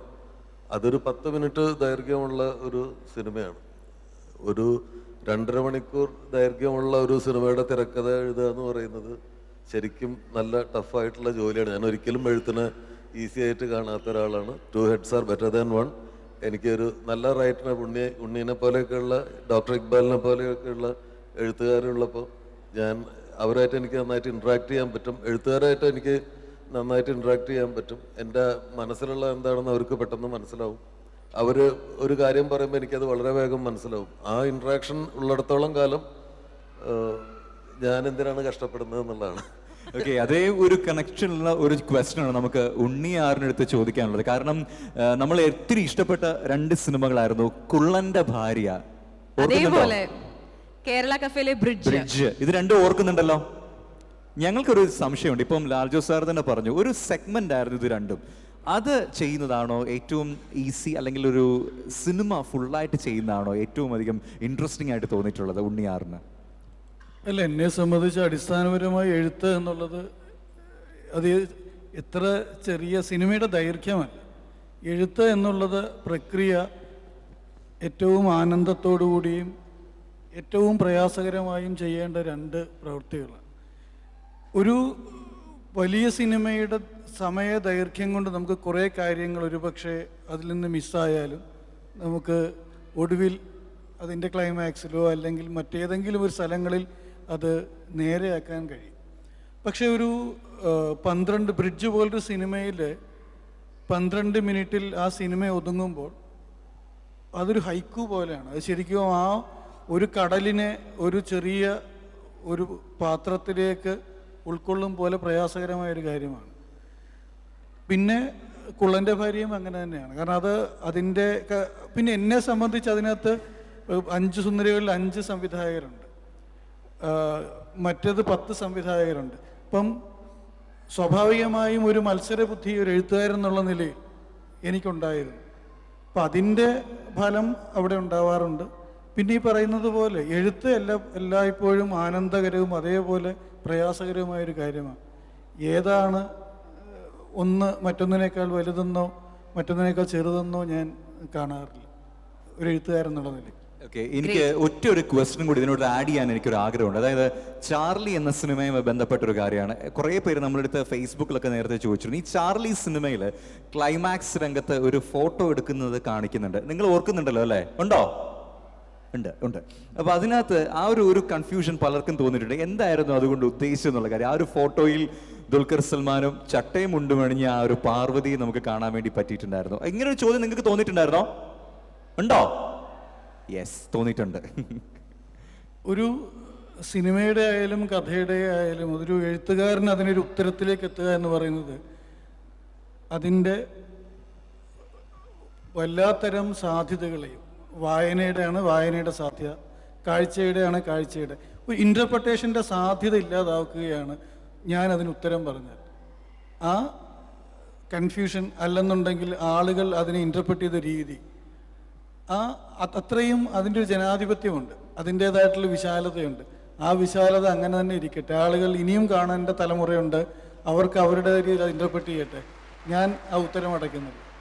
നമ്മളുടെ ഉള്ളിലെ എഴുത്തുകാരെ പുറത്തു കൊണ്ടുവരാൻ വേണ്ടിയിട്ടായിരുന്നു എന്ന് തോന്നുന്നു. അത് ശരി, നമുക്ക് ഈ ഒരു സെഷന്റെ അടുത്തൊരു സെഗ്മെന്റ് എന്ന് പറഞ്ഞാൽ നമുക്ക് കുറച്ച് വിഷ്വൽസ് ബേസ് ചെയ്തിട്ടുള്ള ക്വസ്റ്റ്യൻ ആണ്. അതിനുശേഷം നിങ്ങളിലേക്ക് ഈ ഒരു മൈക്ക് പാസ് ചെയ്യുന്നുണ്ടായിരിക്കും. നമുക്ക് മുകേഷ് ചേട്ടന് വേണ്ടിയിട്ട് ഒരു ക്വസ്റ്റ്യൻ ഉണ്ട്. പിന്നെ കൽക്കട്ടന്ന് പോരുമ്പോഴേ കുറച്ച് കമ്പിളി പുറത്ത് വാങ്ങിച്ചോണ്ട് വരാമോ? ഹലോ ഗോപാലകൃഷ്ണ, കേൾക്കാമോ? ഇല്ല, കേൾക്കുന്നില്ല. കൽക്കട്ടന്ന് പോരുമ്പോഴേ കമ്പിളി പുറത്ത് വാങ്ങിച്ചോണ്ട് പോരാൻ. ഹലോ, ഉറച്ചു പറ, കേൾക്കുന്നില്ല. കമ്പിളിപ്പുറത്ത് കൽക്കട്ടന്ന് പോരുമ്പോ വാങ്ങിച്ചോണ്ട് പോരാൻ. ഹലോ, കേൾക്കുന്നില്ല. കമ്പിളിപ്പുറത്ത് കൽക്കട്ടന്ന് പോരുമ്പോഴേ കമ്പിളിപ്പുറത്ത് മേടിച്ചോണ്ട് വരാൻ. ഹലോ കട്ടായി പോയി. എന്ത് പോക്കത്തരമാണ് താനീ പറയുന്നത്? അവർ കമ്പിളിപ്പുറത്ത് അവിടെ നിന്ന് കാറുന്നത് ഞാൻ ഇവിടെ നിന്ന് കേട്ടല്ലോ. ഓഹോ, ചേട്ടൻ കേട്ടാ? എന്നാലേ ചേട്ടൻ വാങ്ങിച്ചു കൊടുക്കണം. നമ്മള് ഇവിടെ നിന്ന് ഒരുപാട് പറഞ്ഞിട്ടുള്ള ഒരു സംഭവമായിരിക്കും. ഇപ്പോഴും അതെ, കമ്പിളിപ്പുതപ്പ് ഡെയിലി ലൈഫിൽ നമ്മളൊക്കെ യൂസ് ചെയ്യുന്ന ഒരു കാര്യമാണ്. ഞങ്ങളുടെ ചോദ്യം എന്താണെന്ന് വെച്ചാൽ, ഇതൊക്കെ കൈ നിട്ടതായിരുന്നോ അതോ സ്ക്രിപ്റ്റിൽ ഉണ്ടായിരുന്നായിരുന്നു? ഇതുപോലെ ഒരുപാട് സീനുകളുണ്ട്, ഒത്തിരി സിനിമകൾ. അല്ല, ഈ സിദ്ദിഖ് ലാൽ ചിത്രങ്ങളിൽ ഒരു പരിധി വരെ പ്രിയന്റെ സിനിമകളിലൊക്കെ അങ്ങനെ കയ്യിൽ നിന്ന് ഇടേണ്ട ആവശ്യമില്ല. അവർ തന്നെ നല്ല കാര്യമായിട്ട് ഹോംവർക്ക് ചെയ്ത്, പ്രത്യേകിച്ചും ഇതേ കണക്കുള്ള ഹ്യൂമറസ് സീൻസ് എല്ലാം ഡയലോഗ് ഉൾപ്പെടെ അവർ എഴുതി വെച്ചിട്ടുണ്ട്. ഈ സീൻ്റെ ഏറ്റവും വലിയ ഒരു രസകരമായ കാര്യം എന്ന് പറഞ്ഞു കഴിഞ്ഞാൽ, ഇത് നമ്മുടെ മലയാള സാഹിത്യ സംസ്കാരത്തിൻ്റെ ഭാഗമായി കഴിഞ്ഞു. ഈ സിനിമ കാണാത്തവരും ഇതൊരു സിനിമയിലുള്ള ഡയലോഗാണെന്ന് അറിയാത്തവരും എൻ്റെ അടുത്ത് ഉൾപ്പെടെ പറഞ്ഞിട്ടുണ്ട്, അവസാനം കമ്പിളിപ്പതപ്പേ എന്ന് പറയരുത്. ഞാൻ വിചാരിച്ചു നിങ്ങൾ റാംജി റാവ് കണ്ടിട്ടുണ്ടോ? ഇല്ല. അപ്പോൾ അത് ഭാഗമായി കഴിഞ്ഞു. ഇതൊരു പ്രയോഗത്തിൻ്റെ ഭാഗമായി കഴിഞ്ഞു. ഇതിനകത്ത് എൻ്റെ ഒരു ഓർമ്മ ശരിയാണെങ്കിൽ, ഇനി സിദ്ദിഖും ലാലും അതിനകത്ത് വിഷമം ഉണ്ടാവുമെന്ന് എനിക്ക് അറിഞ്ഞൂടാ, അവസാനത്തെ ആ ഒരു ഡയലോഗിനകത്ത് എൻ്റെ ഒരു ഇംപ്രവൈസേഷൻ ഉണ്ടെന്നാണ് എൻ്റെ ഓർമ്മ. അതായത് കേട്ടായിരുന്നോ, അങ്ങനെയാണെ താനങ്ങ് വാങ്ങിച്ചോട് എന്ന് പറഞ്ഞത് സ്ക്രിപ്റ്റിനകത്ത് എഴുതിയിട്ടില്ലായിരുന്നു. ബാക്കിയെല്ലാം പക്കായിട്ട് എഴുതിയിട്ടുണ്ട്. ഒരുപാട് ചർച്ചകൾ ഇങ്ങനെയുള്ള സാഹചര്യങ്ങൾ വരും. ഹരിഹർ നഗർ എന്ന് പറഞ്ഞ സിനിമയിൽ ഇതേപോലെ ജഗദീശിൻ്റെ ദേഹത്ത് കാക്ക കാഷ്ടിക്കുമ്പോൾ അവരെഴുതി വെച്ചിരുന്ന ഡയലോഗ്, കാക്കയ്ക്ക് പോലും ഇഷ്ടപ്പെടുന്നില്ല നിന്റെ വേഷം എന്നായിരുന്നു. അത് പറഞ്ഞാലും ഓക്കെയാണ്. അപ്പോൾ അത് പറയാം എന്ന് ഉറപ്പിച്ചിരുന്നപ്പോഴത്തേക്ക് ഞാൻ പറഞ്ഞു, എനിക്കൊരു ചെറിയ ഇംപ്രവൈസേഷൻ ഉണ്ട്. കൊല്ലത്തൊക്കെ ഇതേ കണക്ക് കാക്ക കാഷ്ടിക്കുമ്പം പറയുന്ന ഒരു ഡയലോഗുണ്ട്, കാക്കയ്ക്കറിയാം കക്കൂസ് എവിടാന്ന്. അപ്പോൾ പെട്ടെന്ന് സ്റ്റോപ്പ് ചെയ്തിട്ട് ഇത് വേണോ അത് വേണോ, അവസാനം ഞാൻ പറഞ്ഞതാണ് സിനിമയിൽ വന്നത്. അങ്ങനെ ആ ലാസ്റ്റ് മൊമെന്റ് പോലും ഗംഭീരമായിട്ട് ആരെങ്കിലും എന്തെങ്കിലും പറഞ്ഞു കഴിഞ്ഞാൽ അത് ചേർക്കാനുള്ള മഹാമനസ്കതയുള്ള ഡയറക്ടർമാരാണ് ഏറ്റവും കൂടുതൽ മുൻപന്തിയിൽ നിൽക്കുന്നെന്നുള്ളതാണ് ഏറ്റവും വലിയ മറ്റൊരു സംഭവം. Thank you so much. അതിനൊരു ഉത്തരം നമുക്ക് ലഭിച്ചു. ഇനി ലാൽ ജോസ് സാറിൻ്റെ അടുത്തുള്ള ഒരു ക്വസ്റ്റൻ ആണ്. ആ ഒരു വിഷ്വലിലേക്ക് നമുക്ക് പോയേക്കാം.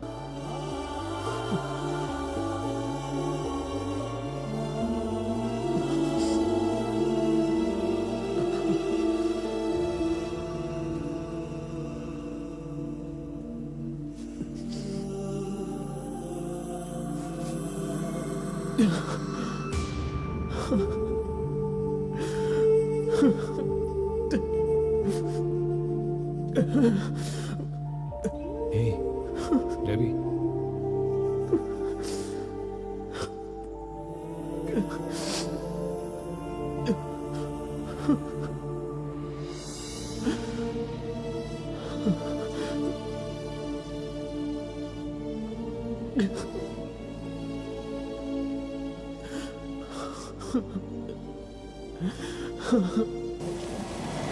മലയാളത്തിലെ ഒരു മികച്ച സിനിമയിലെ ഒരു രംഗമാണ് നമ്മൾ കണ്ടത്.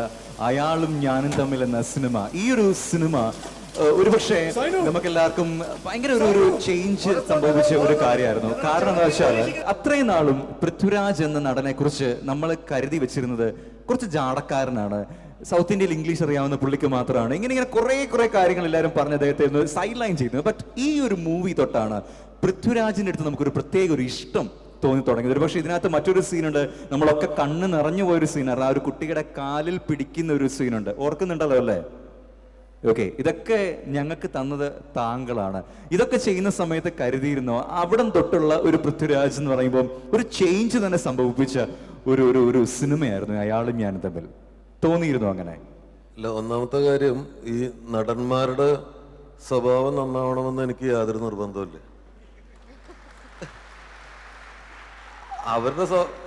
അവർക്ക് ഞാൻ എൻ്റെ പെങ്ങളെ കെട്ടിച്ചു കൊടുക്കാൻ പോകുന്നില്ല.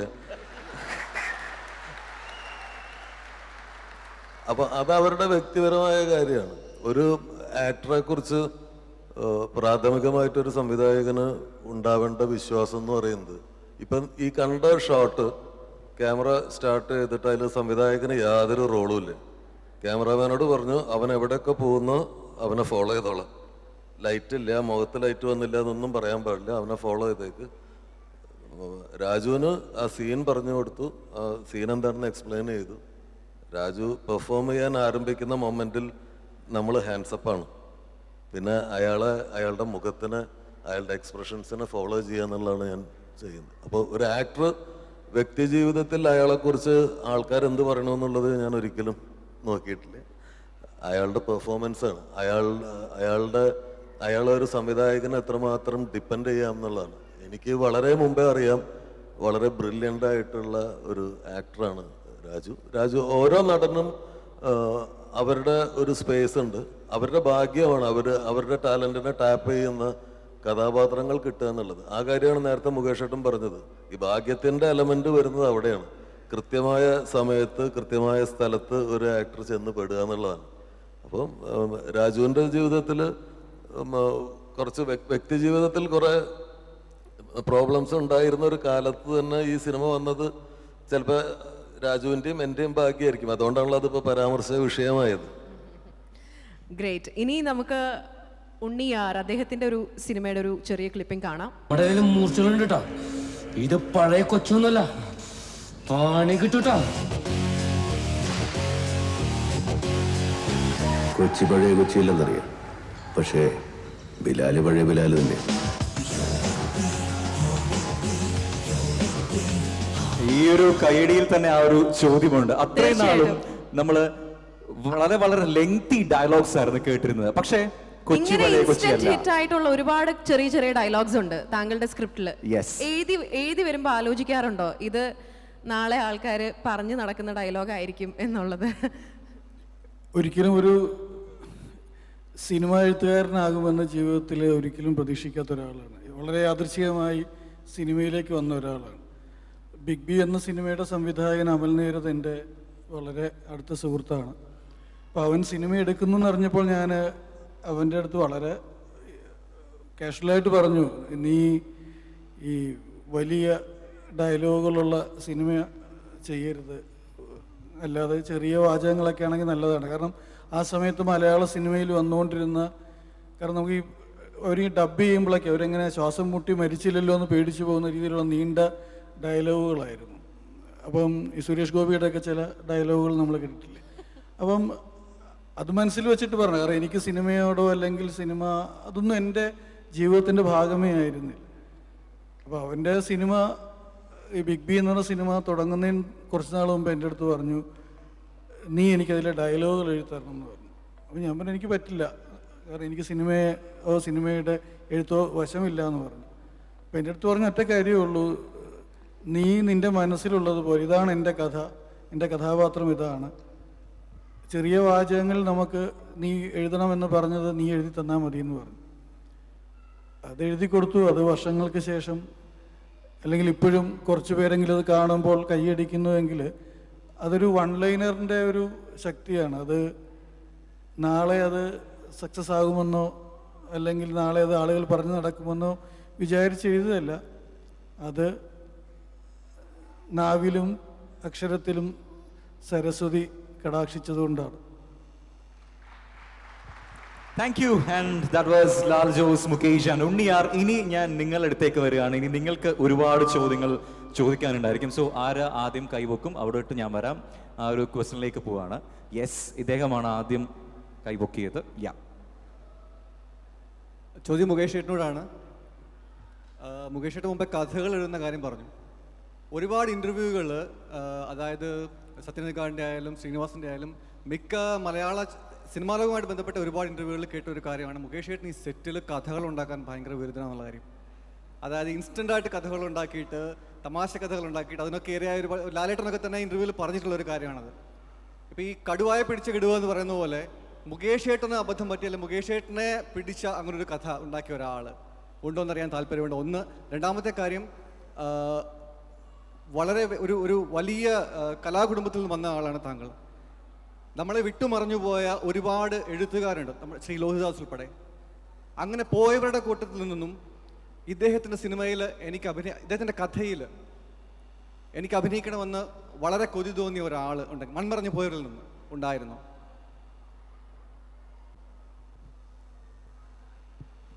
അപ്പോൾ ഇങ്ങനെ ഇവരെല്ലാവരും പറഞ്ഞിട്ടുണ്ടോയെന്നുള്ള നല്ല കാര്യമാണ്. ഞാൻ ഇതിൻ്റെ ഒരു റീസൺ എന്താണെന്ന് ചോദിച്ചു കഴിഞ്ഞാൽ, ഈ സിനിമ എപ്പോഴും ഈ ഇന്നോവേറ്റീവായിരിക്കണം. അവിടെ പല പല കഥാപരമായിട്ടും സംവിധാനപരമായിട്ടും അഭിനയപരമായിട്ടും അല്ലാതെ തന്നെ രാവിലെ മുതൽ വൈകുന്നേരം വരെ ഒരുപാട് ചർച്ചകളും തമാശകളും കഥകളും ഒക്കെ അല്ലാതെ പുറത്തും നടന്നെങ്കിൽ മാത്രമേ അത് അൾട്ടിമേറ്റായിട്ടും ആ കലാസൃഷ്ടിക്ക് മെച്ചം വരികയുള്ളൂ എന്നുള്ളതിൻ്റെ ഒരു വലിയ അതൊരു സിദ്ധാന്തമാണ്. അപ്പോൾ ഞാനെപ്പോഴും പറയും, ഇങ്ങനെ ആരെങ്കിലും എൻ്റെ അടുത്ത് ഇങ്ങനെ ഈ തമാശയൊക്കെ ഇങ്ങനെ പറയുന്നതിൻ്റെ ആവശ്യമുണ്ടോ എന്ന് ചോദിച്ചു കഴിഞ്ഞാൽ ഞാൻ പറയും, അല്ലെങ്കിൽ ഇത് സിനിമാ സെറ്റ് എന്ന് പറയുന്നത് സെക്രട്ടേറിയറ്റ് പോലെ ആയിപ്പോകും. വരുന്നു, ഇരിക്കുന്നു, ഡയലോഗ് പറയുന്നു, പോകുന്നു, നാളെ കാണാം എന്ന് പറഞ്ഞു കഴിഞ്ഞാൽ അത്രമാത്രമേ കാണത്തുള്ളൂ ആ സിനിമയ്ക്കകത്തും. അതുകൊണ്ട് ആ ഒരു കൊഴുപ്പ് വരാൻ വേണ്ടിയാണ് നമ്മൾ ഇതെല്ലാം തുടങ്ങിയത്. ഇപ്പം ഞാൻ മാത്രമല്ല, എല്ലാവരും, നമ്മുടെ സഹപ്രവർത്തകർ എല്ലാവരും തന്നെ അവരവരുടേതായിട്ടുള്ള ഒരുപാട് തമാശകൾ. പിന്നെ ഈ തമാശകൾ നമ്മൾ കഥകളൊന്നും ഉണ്ടാക്കുന്ന പറഞ്ഞാൽ കൊണ്ടും കൊടുത്തും എന്നാൽ മാത്രമേ അതിനകത്ത് കാര്യമുള്ളൂ. ഒരാളെ മാത്രം ശിക്ഷിച്ചുകൊണ്ടിരിക്കുക, അല്ലെ ഒരാൾ മാത്രം കഥ പറഞ്ഞുകൊണ്ടിരിക്കുക, അങ്ങനെയൊന്നുമല്ല. എല്ലാവരും തമ്മിൽ അങ്ങോട്ടും ഇങ്ങോട്ടും ഇന്ന് രാവിലെ എന്താണ് ഒരു ഇതുകൂടെ ആരും ഇങ്ങനെ വ്രണപ്പെടുന്ന കാര്യങ്ങളൊക്കെ വളരെ വളരെ കുറവായിരിക്കും, എല്ലാം തമാശയാണ്. ഇപ്പം എന്നെ സംബന്ധിച്ചിടത്തോളം കൊല്ലത്ത് പ്രത്യേക തരത്തിലുള്ള ഒരു തമാശ നിലനിൽക്കുന്ന ഒരു ജില്ലയാണ്.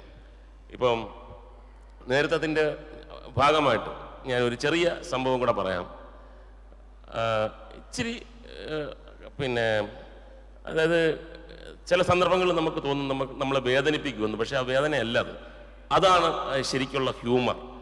ഇപ്പം ഈ മുകേഷ് കഥകളിൽ തന്നെ കോഴിക്കോട് കില എന്ന കലയാണോ ഒരു ചെറിയ അവാർഡ്, സിനിമ നടന്മാരിൽ എഴുതിയ പുസ്തകം, അങ്ങനെ ഒരു കാറ്റഗറിയിൽ ഒരു സമ്മാനം ലഭിച്ചു, ഒരു അവാർഡ് ലഭിച്ചു. അത് പത്രങ്ങളിൽ വന്നു. അപ്പോൾ ഒരുപാട് കൊല്ലത്തുള്ള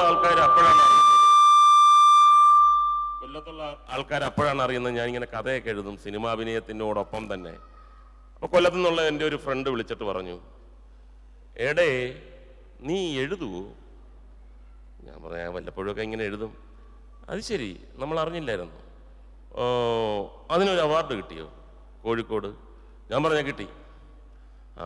നല്ല കാര്യം, പക്ഷെ നീ അവാർഡ് വാങ്ങാൻ പോകണ്ട, അവരിഞ്ഞ് കൊടുത്തു വിടട്ടെ. ഞാൻ ചോദിച്ചു അതെന്താണ് വാങ്ങാൻ പോയാൽ? അത് രാവിലെ മുതൽ ഞാൻ ചിന്തിച്ച്, ഈ വാർത്ത വായിച്ച അപ്പം മുതൽ ഞാൻ ചിന്തിച്ചുകൊണ്ടിരിക്കുകയാണ്. നീ കൊല്ലത്ത് നമ്മുടെ ഏറ്റവും അടുത്തൊരു സുഹൃത്താണ്, നീ വാങ്ങാൻ പോകണ്ട. ഞാൻ പറഞ്ഞ ആദ്യമായിട്ട് എനിക്ക് ഇതേ കണക്ക് വളരെ അപൂർവമായിട്ടൊക്കെ ഇനി നമുക്ക് കിട്ടുമെന്ന് അറിഞ്ഞൂടല്ലോ. ഇനി ആ കാറ്റഗറിയിലുള്ള ഒരു സിനിമാ നടൻ ഇനി എഴുതി ഇനി വേറൊരു അവാർഡൊക്കെ, അത് വലിയ പ്രയാസമാണ്. അപ്പം ഞാൻ എന്തായാലും വാങ്ങുന്നതിൽ എന്താ തെറ്റ്? അല്ല, വാങ്ങുന്നതിൽ തെറ്റുണ്ടോ എന്ന് ചോദിച്ചു കഴിഞ്ഞാൽ, നീ അവിടെ ചെല്ലുമ്പോൾ വളരെ പ്രശസ്തരായിട്ടുള്ള ദാമോദരൻ മാസ്റ്റർ, MT വാസുദേവൻ നായർ, പിന്നെ പുനത്തിൽ കുഞ്ഞബ്ദുള്ള, അങ്ങനെ വലിയ സാഹിത്യകാരന്മാർ അവിടെ കാണും. അപ്പോൾ അവർ നിന്നെ കാണുമ്പോൾ സിനിമയിലുള്ള പരിചയം വെച്ച് നിന്നെ നോക്കി ചിരിക്കും. നീ വിചാരിക്കുക ആക്കിയതാണെന്ന്. അപ്പോൾ അത് വഴക്കാവും, ഉന്തും തള്ളുവാവും. അതുകൊണ്ട് പോകാതിരിക്കുന്നതാണ് നല്ലത്. ഈ തമാശ വേറൊരാളോ വേറൊരു സന്ദർഭത്തിലോ ആണെങ്കിൽ ഭയങ്കരമായിട്ട് റിയാക്ട് ചെയ്യുന്നവരെ ഞാൻ കണ്ടിട്ടുണ്ട്. അസൂയവർ, ആ തമാശയാണ് നമ്മൾ കോരിയെടുക്കേണ്ടത്. അത് ഒരിക്കലും വ്രണപ്പെടുന്നതല്ല. അതാണ് ഹ്യൂമർ എന്ന് പറഞ്ഞാൽ. അങ്ങനെ ഒരുപാട് കൊണ്ടും കൊടുത്തും തന്നെയാണ് നമ്മൾ മുന്നോട്ട് പോയിട്ടുള്ളത്. പിന്നെ ആരുടെയെങ്കിലും പടത്തിൽ അഭിനയിക്കണം എന്ന ആഗ്രഹമുണ്ടായിരുന്നോ എന്ന് ചോദിച്ചു കഴിഞ്ഞാൽ, നല്ല കഥാപാത്രങ്ങൾ കാണുമ്പോൾ ഒരു നടൻ എന്ന നിലയിൽ നമുക്ക് വളരെ സങ്കടം തോന്നും, ഇതെനിക്ക് കിട്ടിയില്ലല്ലോ. അങ്ങനെ തോന്നുന്നവർ ആണ് ശരിക്കും പറഞ്ഞു കഴിഞ്ഞാൽ റിയലായിട്ടുള്ള കലാകാരന്മാർ. അല്ലാതെ അയാൾ കയറി വരട്ടെ, കയറി പോകട്ടെ, അവൻ്റെ ആ കയറ്റം കണ്ട് എനിക്ക് കണ്ണു നിറ, അതൊന്നുമില്ല. നമ്മൾ മത്സരത്തിൽ ഉണ്ടെങ്കിൽ നമ്മൾ ആ മത്സരാർത്ഥിയുടെ ആ രീതിയിൽ തന്നെ മനുഷ്യനായിട്ട് തന്നെ നിൽക്കണം. അപ്പോൾ അങ്ങനെ ഒരുപാട് സന്ദർഭങ്ങൾ എനിക്ക് ഈ സിനിമയിലേക്ക് വരുന്നതിന് മുമ്പ് സിനിമാ ആകണമെന്ന് ആഗ്രഹമുണ്ടെന്ന് പറഞ്ഞാൽ അടികൊള്ളുന്ന ഒരു കാലഘട്ടം ഉണ്ടായിരുന്നു പണ്ട്. നീ സിനിമയില, മേലാൽ സിനിമയുടെ കാര്യം പറഞ്ഞ അടി തരും. ആ സമയത്തും പ്രേം നസീറിന്റെ ഒരു പാട്ട് സിനിമയിൽ വരുമ്പോൾ ഞാൻ ദുഃഖിച്ചിട്ടുണ്ട്. അങ്ങനെ ആ പാട്ടും പോയി, അതും അദ്ദേഹം അടിച്ചോണ്ട് പോയി. അന്ന് മുതൽ തുടങ്ങുന്ന ആഗ്രഹങ്ങളാണ്, അതൊന്നും ഒരു കുറവും ഇപ്പോഴും വന്നിട്ടില്ല. ഓക്കെ, നമുക്ക് മറ്റൊരു ക്വസ്റ്റ്യനിലേക്ക് പോവാം. മുകേഷിന്റെ അടുത്ത് തന്നെയാണ് ഈ ഒരു ചോദ്യം ചോദിക്കാനുള്ളത്. കയ്യൊപ്പ് എന്ന സിനിമയിലെ കഥാപാത്രം ഈ ഒരു പുസ്തക നഗരിയിൽ വെച്ച് ആ ഒരു ചോദ്യം ചോദിക്കുന്നതിൽ സന്തോഷമുണ്ട്. ആ സിനിമ ചെയ്യുമ്പോൾ രഞ്ജി സാർ ഏതെങ്കിലും ഒരു പ്രസാധകൻ്റെ ചരിത്രം അങ്ങക്ക് പറഞ്ഞു തന്നിട്ടുണ്ടോ? പ്രസാധക രംഗത്തെ കിടമത്സരത്തിൽ പിടിച്ചു നിൽക്കാൻ നമുക്ക് നഷ്ടപ്പെട്ടു പോയ മൾബറി ബുക്സിൻ്റെ ഷെൽവിയുമായി ഏതെങ്കിലും രീതിയിൽ ബന്ധപ്പെടുത്തിക്കൊണ്ട് രഞ്ജി സാർ അങ്ങയോട് അത് പറഞ്ഞിട്ടുണ്ടോ? കാരണം ആ കഥാപാത്രത്തെ കാണുമ്പോൾ എനിക്ക് എന്നെപ്പോലെ മുതിർന്ന അല്ല, തീർച്ചയായിട്ടും പറഞ്ഞിട്ടുണ്ട്. അന്ന് അങ്ങനെ ഒരാളുണ്ട്. പക്ഷേ ആ കഥാപാത്രവുമായിട്ട് ബന്ധമുണ്ട് എന്നുള്ളതല്ലാതെ അദ്ദേഹത്തിൻ്റെ ജീവിതം അല്ലെങ്കിൽ അദ്ദേഹത്തിൻ്റെ നടത്ത അല്ലെങ്കിൽ അദ്ദേഹം എങ്ങനെയാണ് പെരുമാറിയിരുന്നത് അതൊന്നും തന്നെ പരാമർശിച്ചിട്ടുമില്ല, അങ്ങനെ ചെയ്യണമെന്ന് പറഞ്ഞിട്ടുമില്ല, ചെയ്യരുതെന്നാണ് പറഞ്ഞിട്ടുള്ളത്. ഇത് ഞാൻ എങ്ങനെ ചെയ്യുന്നു അത് ചെയ്യുക. പക്ഷേ ഇതിൻ്റെ പിന്നിൽ ഷെൽബി എന്ന് പറഞ്ഞ ആ ഒരു അദ്ദേഹത്തിൻ്റെ കാര്യം ഞാൻ പറഞ്ഞിട്ടുണ്ട്. സന്തോഷമുണ്ട്. കാരണം മൾബറി ബുക്സും ഷെൽവിയും പ്രസാധക രംഗത്ത് അങ്ങനെയൊക്കെ സംഭവിച്ചിട്ടുണ്ടെന്ന് ഇവിടെ പുതിയ ആളുകൾക്ക് പറഞ്ഞു തരാൻ സംഭവിച്ചതിൽ സന്തോഷമുണ്ട്. Thank you. ഗുരുവിനോടാണ് ചോദ്യം. കാരണം എന്നെ അറബിക്കഥ എന്ന സിനിമയിൽ ആദ്യം കൈപിടിച്ച് കയറ്റിയ ശ്രീ ലാൽ ജോസ്. ഇപ്പം സിനിമ സാങ്കേതിക വിദ്യയുടെ ഒരു പാതയിലേക്ക് സഞ്ചരിച്ചു കൊണ്ടിരിക്കുന്നൊരു കാഴ്ചയാണ് കാണുന്നത്. സാങ്കേതിക വിദ്യ അനിവാര്യമാണ്, പക്ഷേ ആധുനിക സാങ്കേതിക വിദ്യയുടെ ഏറ്റവും ഉയർന്ന തലത്തിൽ ഇപ്പം നമ്മുടെ ബാഹുബലി മുതൽ ഇങ്ങോട്ട് ഇനിയിപ്പോൾ മലയാളത്തിലും വരാൻ പോകുന്നു.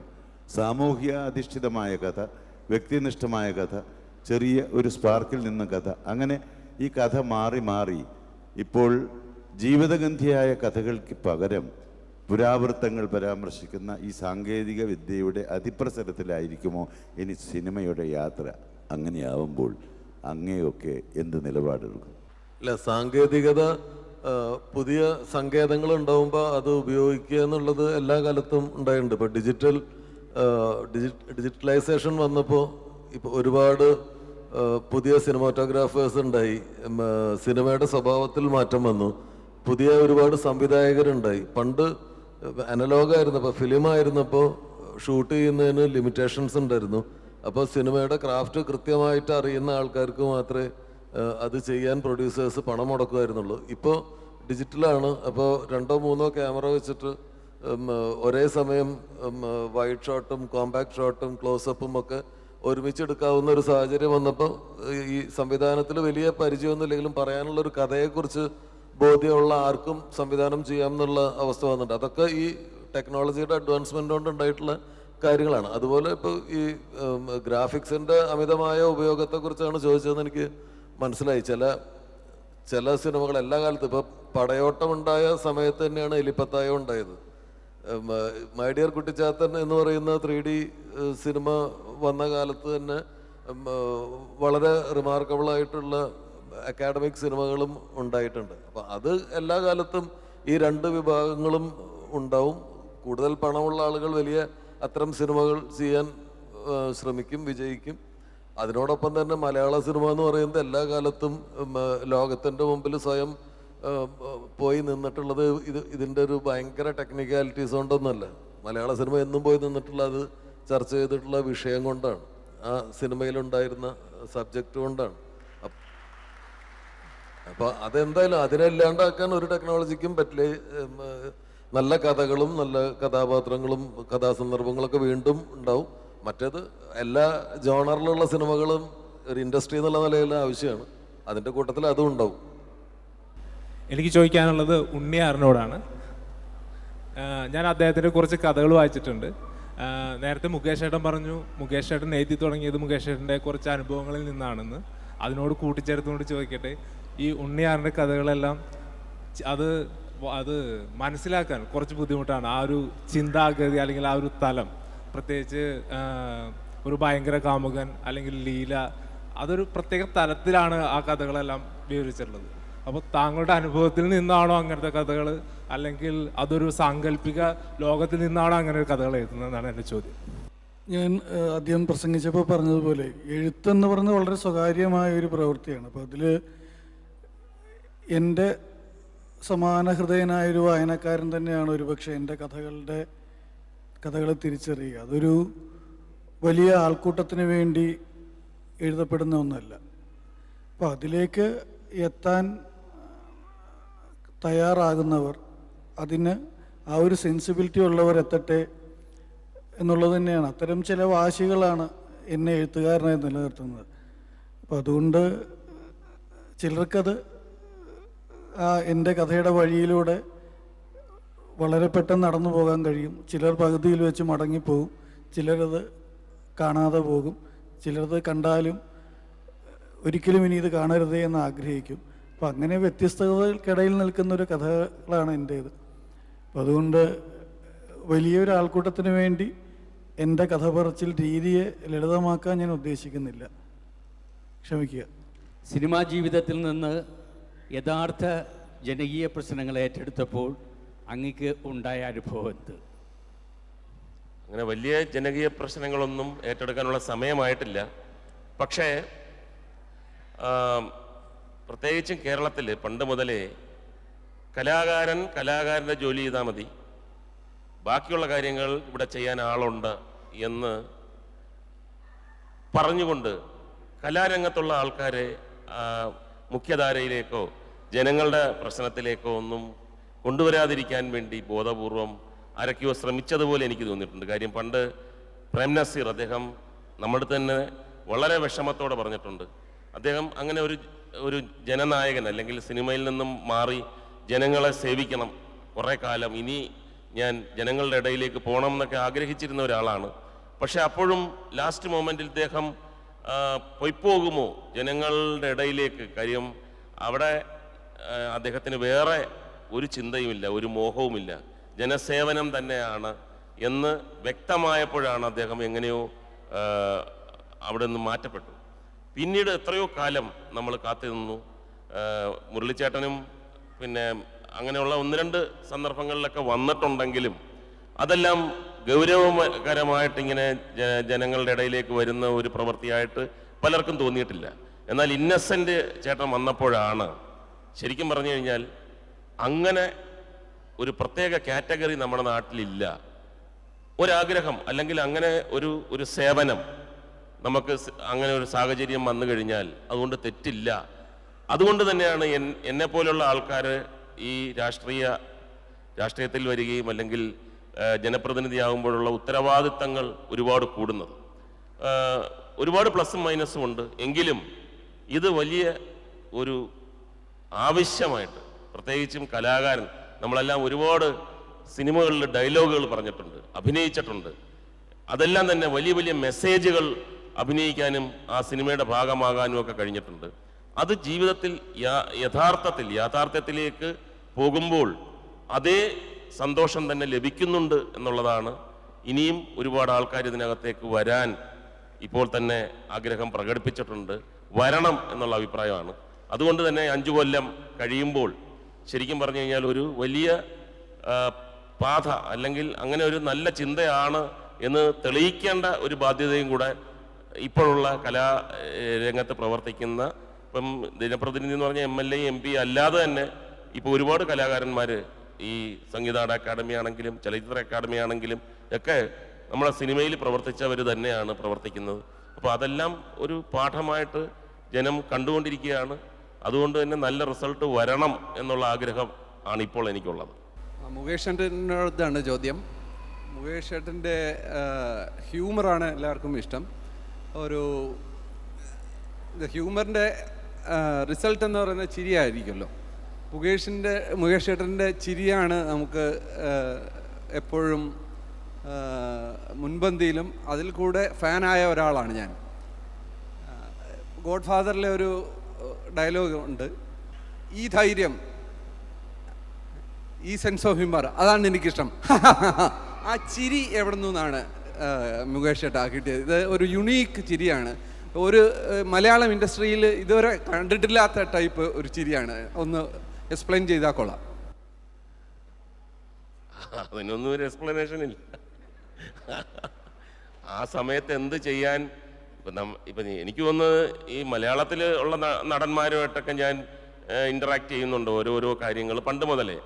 അവരെല്ലാവരും കൂടുതലും 90% ആൾക്കാരും പറയുന്നത് അഭിനയിക്കുമ്പോൾ ആ സ്ഥാനത്ത് ഞാനായിരുന്നെങ്കിൽ എന്ത് ചെയ്യും, എങ്ങനെയാണ് നമ്മൾ പിന്നെ ബിഹേവ് ചെയ്യുക, എങ്ങനെയാണ് ചിരിക്കുക, ഏത് തരത്തിലാണ് പറയുക, അങ്ങനെ അങ്ങ് ചെയ്യുന്നു എന്നുള്ളതല്ലാതെ നമ്മൾക്കൊരു ഇൻസ്റ്റിറ്റ്യൂട്ടിൽ പോയി പഠിച്ച വളരെ കുറച്ച് ആൾക്കാർ മാത്രമേ മലയാള സിനിമയിലുള്ളൂ. ബാക്കിയുള്ള സിനിമകളിലൊക്കെ കാണുമായിരിക്കും. അപ്പോൾ അതെല്ലാം തന്നെ ജനങ്ങളുടെ ഇടയിൽ ഇറങ്ങി അല്ലെങ്കിൽ ജനങ്ങൾ കണ്ട്, ഞാൻ വെറുതെ തമാശയ്ക്ക് പറയായിരുന്നു, മലയാളത്തിൽ ഈ വെടികൊണ്ട് തോക്കിൻ്റെ വെടികൊണ്ട് അഭിനയിക്കാൻ ആർക്കും അറിഞ്ഞൂടാ. കാര്യം നമ്മുടെ നാട്ടിൽ ആരും വെടികൊണ്ട് കണ്ട് മരിക്കുന്ന കണ്ടിട്ടില്ല. എല്ലാം പിച്ചാത്തിക്കുത്തിൽ നിൽക്കുകയാണ്. കുത്ത് കഴിഞ്ഞാൽ എങ്ങനെ അഭിനയിക്കണമെന്നുള്ള നടന്മാർക്ക് എല്ലാവരും കണ്ടിട്ടുണ്ട്. എന്നാൽ വെടികൊണ്ട് എങ്ങനെ മരിക്കണം അല്ലെങ്കിൽ എങ്ങനെ അഭിനയിക്കണം എന്നുള്ളത് നമുക്ക് അറിഞ്ഞൂടാ. അതെല്ലാം കോപ്പിയാണ്, വേറെ ഹിന്ദിയിലും. പക്ഷേ ഒരു മലയാളി ഇങ്ങനെയാണോ എന്നുള്ള വലിയൊരു ഡൗട്ട് ഇപ്പോഴും നിലനിൽക്കുന്നുണ്ട്. അപ്പോൾ ആ സമയത്ത് അതിലൂടെ സഞ്ചരിക്കുമ്പോൾ എന്താണ് ചെയ്യാൻ തോന്നുന്നത്?